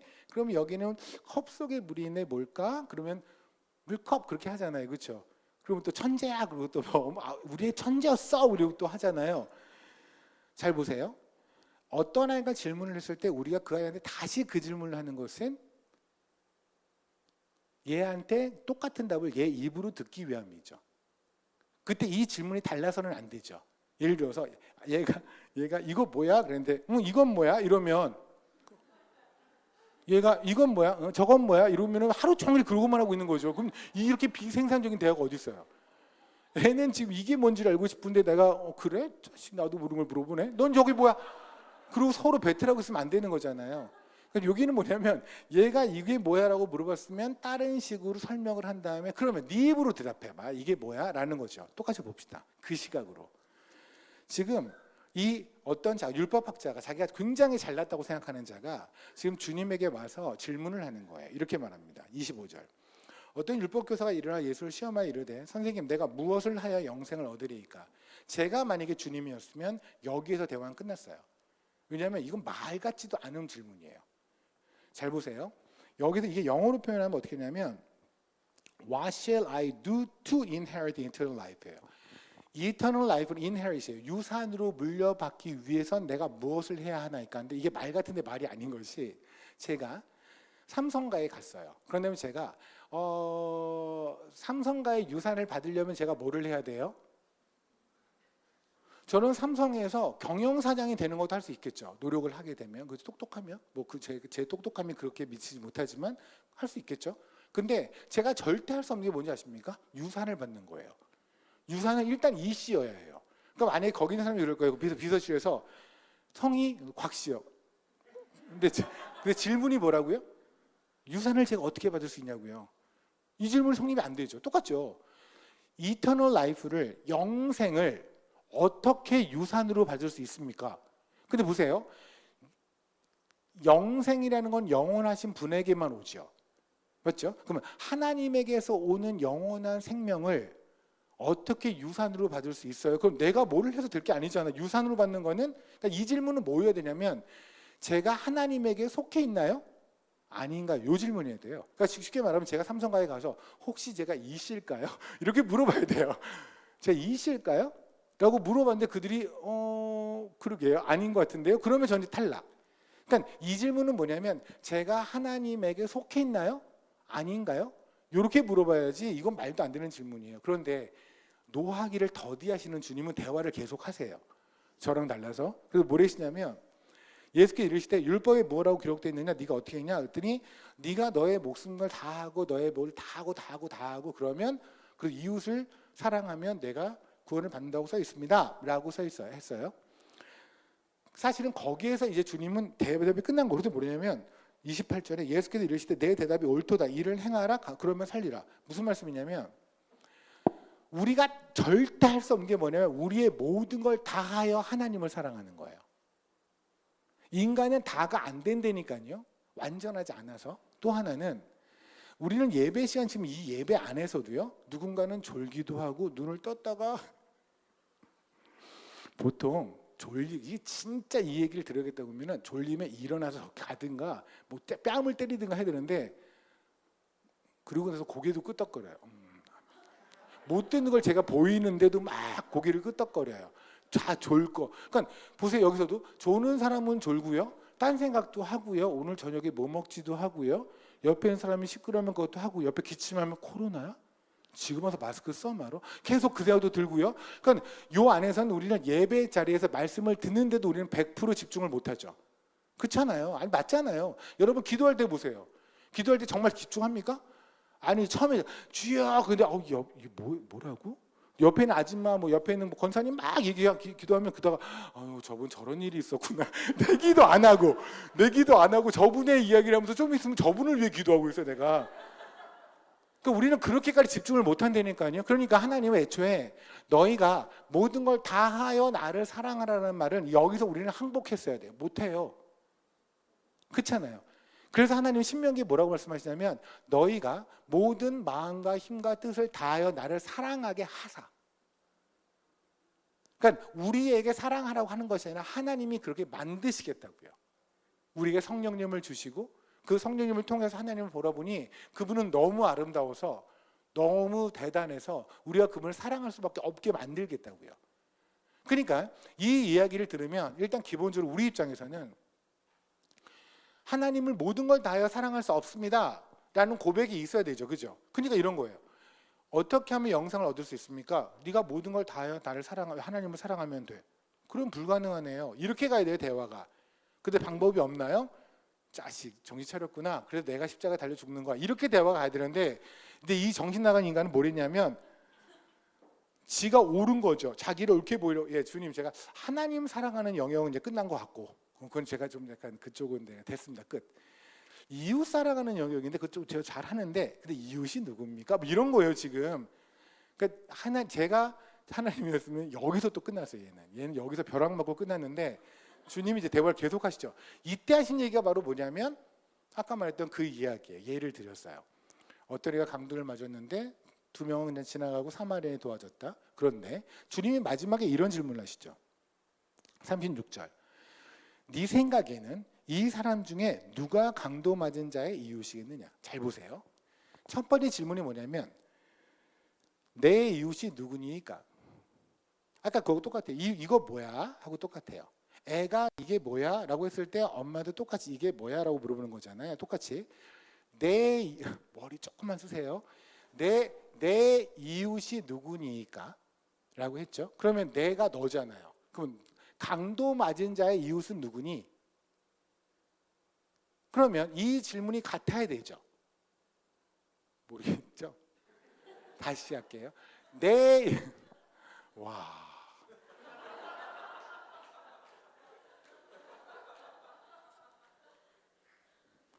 제가 못 가르쳐서 그래요. 제가 설명을 잘 못해서 그래요. 여러분은 아무 잘못이 없어요.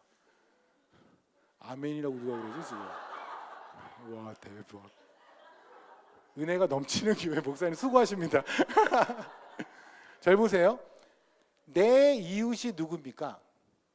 근데 강도 맞은 자의 이웃은 누구니? 이 질문이 같으려면 내 이웃과 강도 맞은 자, 나와 강도 맞은 자는 같은 존재여야 돼요. 무슨 말이냐면 주님이 보시기엔 이거예요. 얘는 지금 자기가 되게 괜찮은 줄 아는 거예요. 저는 모든 율법을 다 지켰어요. 저는 하나님의 영생을 받을 만한 자격이 있어요. 라고 생각하는 자에게 주님 입장에서 주님 눈으로 보니 얘는 강도 맞은 자라고요. 강도 맞은 자를 도와준 자가 누군지 아십니까? 사마리아인. 누가 봐도 강도 맞은 자. 세상에서 가장 멸시받고 천대받고 자기가 아무런 자격이 없다고 고백하는 자. 사람들은 뭐였어요? 사마리아 땅에 갔다 오면 땅에 저주가 들었다고 먼지를 털었어야 되었어요. 사마리아로 악수를 한번 하면 손을 100번을 씻었어야 돼요. 그들은 더러운 자예요. 이게 우리가 복음을 전하는 자들, 그리스도인들이 보여주는 가장 기본적인 태도예요. 우리가 복음을 전하는 데 있어서 우리가 이 중에서 난 잘났다. 최소한 지금 이 안에서도 여러분 마음속에 어느 집사 누구 어느 목사 누구 어느 선교사 누구 그 죄진 애들 그거 하는 애들 라고 생각하는 마음이 있다면 거기서부터 여러분은 복음이 다시 시작돼야 돼요. 교회는 화장실과 같아요. 교회는 마치 교도소와 같아요. 여기서 살인을 5번 한 친구가 있고 6번 한 친구가 있고 7번 한 친구가 있습니다. 5번 한 친구가 자기 면회온 사람한테 얘기해요. 나 같은 방 쓰는 애가 6번 살이 7번 살이 나 못 살겠어 얘들하고.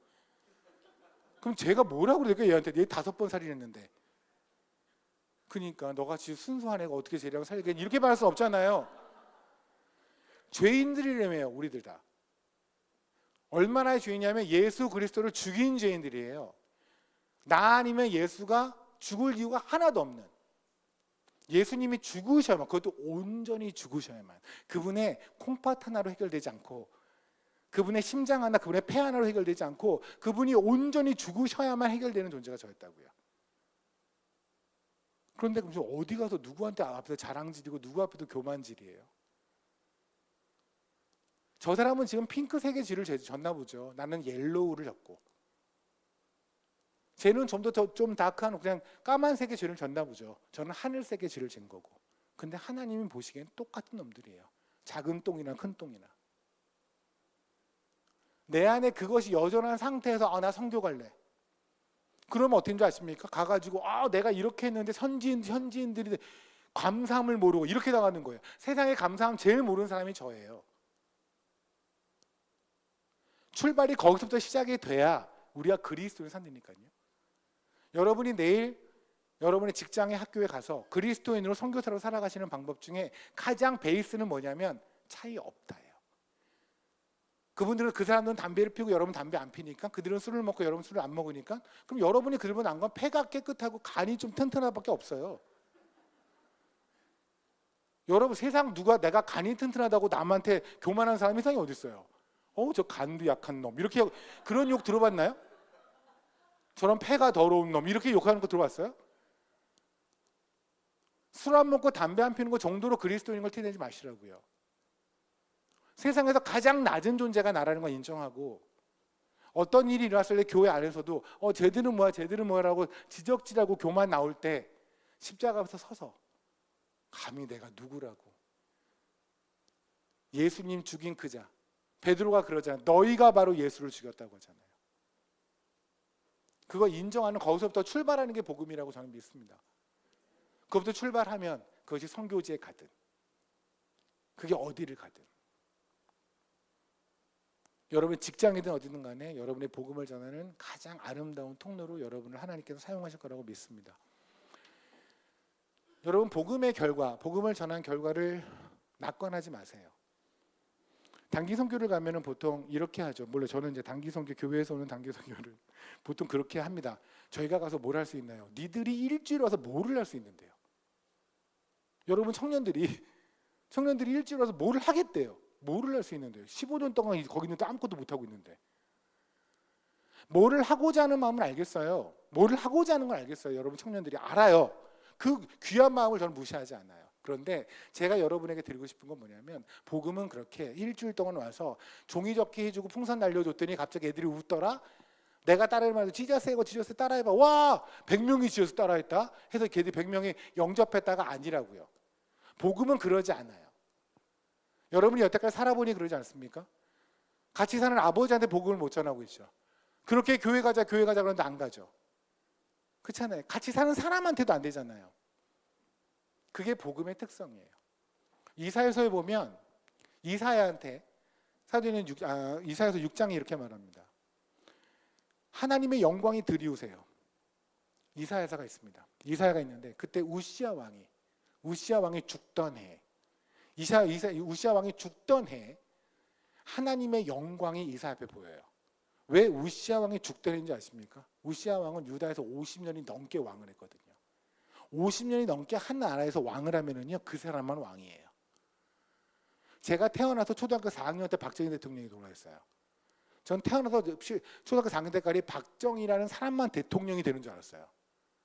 그분이 죽었을 때 저는 나라가 망하는 줄 알았어요.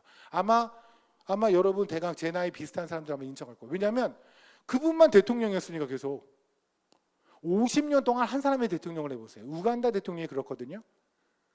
그래서 그 사람들 바바라고 불러요. 아빠라고 불러요.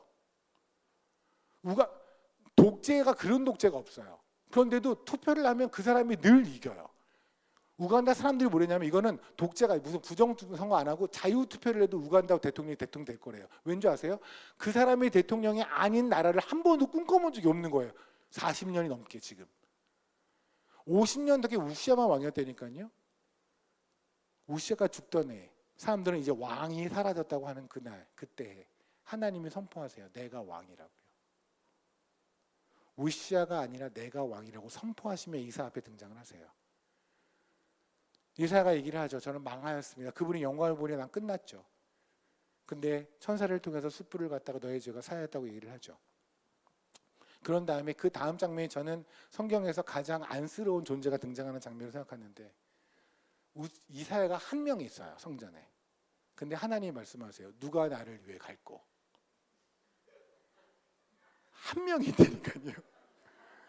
아니 제가 여러분에게 말해요. 여기서 여러분 중에 케냐 저랑 같이 갈 사람 있으면 손 들어보세요. 그러면 서로 눈치 보겠죠. 근데 한 명이 있어요. 한 명. 그리고 제가 계속 기다려요. 누가 나를 위해 갈꼬? 근데 아시잖아요. 인내하시기를 끝없이 하시는 하나님께서 계속 이 아이스 브레이킹이 안 되고 계속 참고 있으세요. 그러면 이 분위기에서 살아내는 방법은 딱 하나예요. 자살을 하든가 아니면 제가 간다고 하든가. 그렇잖아요. 이거 아니면 여기서 해결될 방법이 없어요. 뭐 누가 한 명이 없으니 그것도 계속 가만히 영원히 1년, 2년, 10년 이럴 수도 없고요. 그리고 뭐래요? 그때 이사야 Here I am 그러죠. 제가 여기 있습니다. 저는 그때 그 톤이 예상이 돼요. 그 톤이 우리는 뭐래요? 제가 여기 있습니다. 이게 아니라 여기. 이거 아주 작은 목소리로 어쩔 수 없이 나오는 그 목소리인데 그걸 성경에서 크게 기록한 것 같은 느낌인데 모르겠어요. 나중에 이사야 만났더니 뭐 안 그럴 수도 있겠지만 제 모자란 성품에 성정에 비추어 보면 그럴지 않을까라는 생각이 들어요. 그러면 이쯤 되면 하나님께서 뭐라고 그러신다면 정말 딱 한 명한테 누가 나를 위해 갈 거 저요 이렇게 했는데 그러면 야 네가 가서 복음을 전해봐. 그러면 모든 사람이 네가 말할 때마다 뒤집어지고 믿을 거야 라고 하셔야 되잖아요. 근데 아니에요. 이사야 6장을 잠깐 보실까요? 그리고 끝낼게요 진짜로. 진짜 저도 가야 해요. 이사야 6장을 보면 10절에 9절입니다.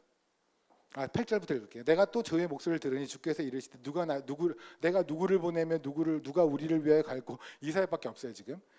그때 내가 이르되 한참 뜸들여서 한 2-3시간 뜸들인 다음에 그때 내가 이르되 내가 여기에 있나이다 나를 보내어 사였나이다 했더니 주님께서 뭐랬냐면 여호와께서 이르시되 이 백성에게 이르기를 너희가 듣기는 들어도 깨닫지 못할 것이요 보기는 보아도 알지 못하리라. 아니 생각해 보세요. 지금 이쯤 되면 분위기가 하나님이 막 용기를 주셔야 돼. 야, 너 가서 네가 말씀 전하면 거기 가는 길마다 꽃밭이 될 것이고 그들이 넘어지고 모든 마귀가 떠나고 뭐 이렇게 분위기가 되는데 가서 말해봐라 그들이 듣나? 아니 생각해 보세요. 본인이 가라고 그랬잖아요. 하나 있는 애한테 그 협박 분위기적으로 협박을 해놓고는 그리고 본인이 어쩔 수 없이 이렇게 했는데 갑자기 가서 말해봐라 걔들이 알아듣나? 아무리 말해도 그들은 깨닫지 못할 것이고 네가 그들은 보아도 알지 못할 거야 라고. 그러면 이사야 입장에서는 뭐래시는 거지? 이걸 어떻게 이해를 해야 되지? 근데 이 일이 벌어지는 사건이 있어요. 사도행전 9장을 잠깐 보실래요? 아니 같은 맥이니까 그렇게 이해하셨구나. 죄송해요 그렇게 이해했다면. 그러니까 이사야서 6절에서 모든 대화가 끝날 줄 알았군요. 아니 그게 아니라 같은 맥이니까. 목사님 힘드시겠어요? 보세요. 사울아 네가 나를 박해하니라고 담의 도상에서 사울을 만나는 장면이 나오잖아요. 그때 7절에 보세요. 같이 가던 사람들은 소리만 듣고 아무도 보지 못하여 말을 못하고 섰더라. 보세요. 사울이 혼자 아니었어요. 여러 명이 있어 친구들이 있었는데 그때 그들은 소리는 들었대요. 그죠? 그리고 못 봤대요. 보세요.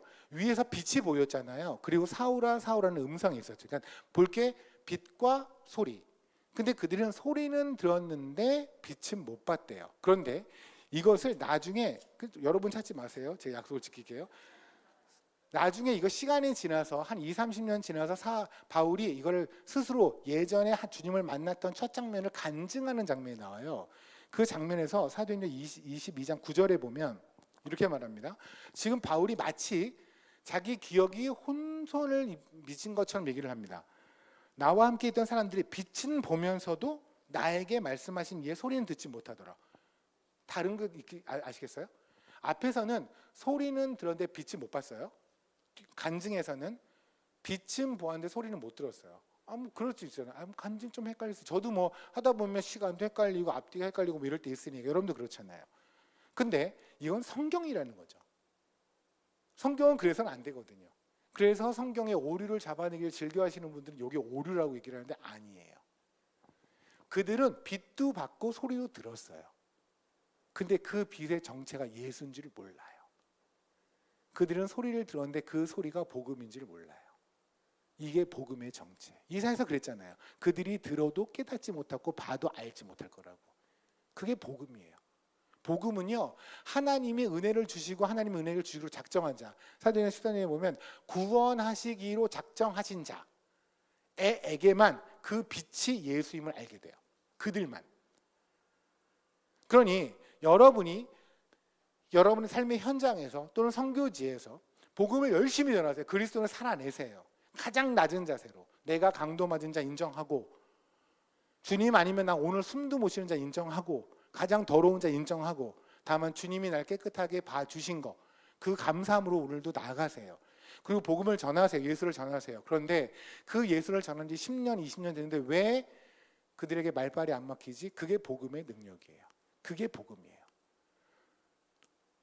그러면 어차피 하나님이 구원하시기로 구원했으면 우리가 선교 안 해도 되지 않나? 선교는 여러분이 하지 않아요. 하나님이에요. 그럼 우리는 왜 가요? 여러분이 선교지 가서 선교를 하는 게 아니에요. 그래서 제가 아까 반말로 니들이 뭐 하는데 라고 얘기한 거예요. 청년들에게만 얘기한 겁니다. 혹시 연세 있으신 분들 죄송합니다. 여러분들 얘기한 거 아닙니다. 청년들이요. 선교지에서요, 선교사는 선교를 하는 게 아니에요. 선교는 만약에 하나님을 믿게 하는 것이 선교라고 한다면, 기독교의 교리를 전하는 걸 선교라고 한다면 선교를 하는 거 맞아요. 그런데 하나님을 믿게 하는 걸 선교라고 한다면 선교사가 하는 일이 아니고 하나님이 하시는 일이에요. 그러면 어차피 내가 복음을 전해도 알아듣고 볼 수 있는 사람은 볼 수 있다면 어차피 그럴 거면 내가 안 해도 되잖아. 그래서 얘기하는 거예요. 선교는요, 여러분이 내가 가서 내 눈앞에서 누군가 뒤집어지고 그들이 예수를 영접하는 걸 보기 위해서 가시는 것이 아니라 하나님이 그렇게 하시는 걸 증인으로 하시는 거예요. 그래서 사도행전 1장에 그러잖아. 니네가 예루살렘과 유대와 사마리아 땅 끝까지 가서 나의 증인이 되라고요. 선교는 하나님이 하세요. 우리는 그 하나님을 예배해요. 아멘. 그 하나님을 응원하는 거예요. 하나님이 구원하시기로 작정한 모든 자를 구원하십시오. 그 현장에 우리는 있을 수도 있고 없을 수도 있는 거죠. 때로는 어디서 왜 선교사님들 30년 40년 있었는데 한 명의 구원한 사람도 못 봤다는 분들 있잖아요. 그건 실패한 선교가 아니에요. 그럼 그 현장에 있는 거예요. 그 증인인 거예요. 그 복음은 그런 거구나. 누군가에겐 복음이 되고 누군가에게는 복음이 안 되는, 예수 그리스도의 냄새가, 그리스도의 향기가 누군가에게 꽃냄새지만 누군가에게 사망의 냄새라고 고린도서에 써 있잖아요. 여러분이 복음을 전했을 때 그들이 받아들이지 않은 것 때문에 나는 내 복음을 못 전했나? 라고 자책하지 마세요. 그냥 가장 낮은 자세로 복음 전하세요. 예수만이 높다라고 전하세요. 하나님 살아있다고 말하세요. 오늘 퀴어 축제했잖아요. 퀴어라는 말이 소수라는 뜻이잖아요. 그죠? 우리는 소수인데 왜 우리를 무시해라는 거잖아요. 그들에게 당당히 말하세요. 그들은 이렇게 말을 해요. 하나님이 나를 만들 때부터 나의 몸은 남자인데 나는 생각을 여자로 하기로 했어. 나는 몸이 여자인데 나는 애초에 남자로 만들었어. 하나님이 실수하라고 얘기를 해요. 아니요. 그들한테 말하세요. 하나님은 실수하지 않으세요. 그들이 그걸 인정하든 인정하지 않든 그걸 말하세요.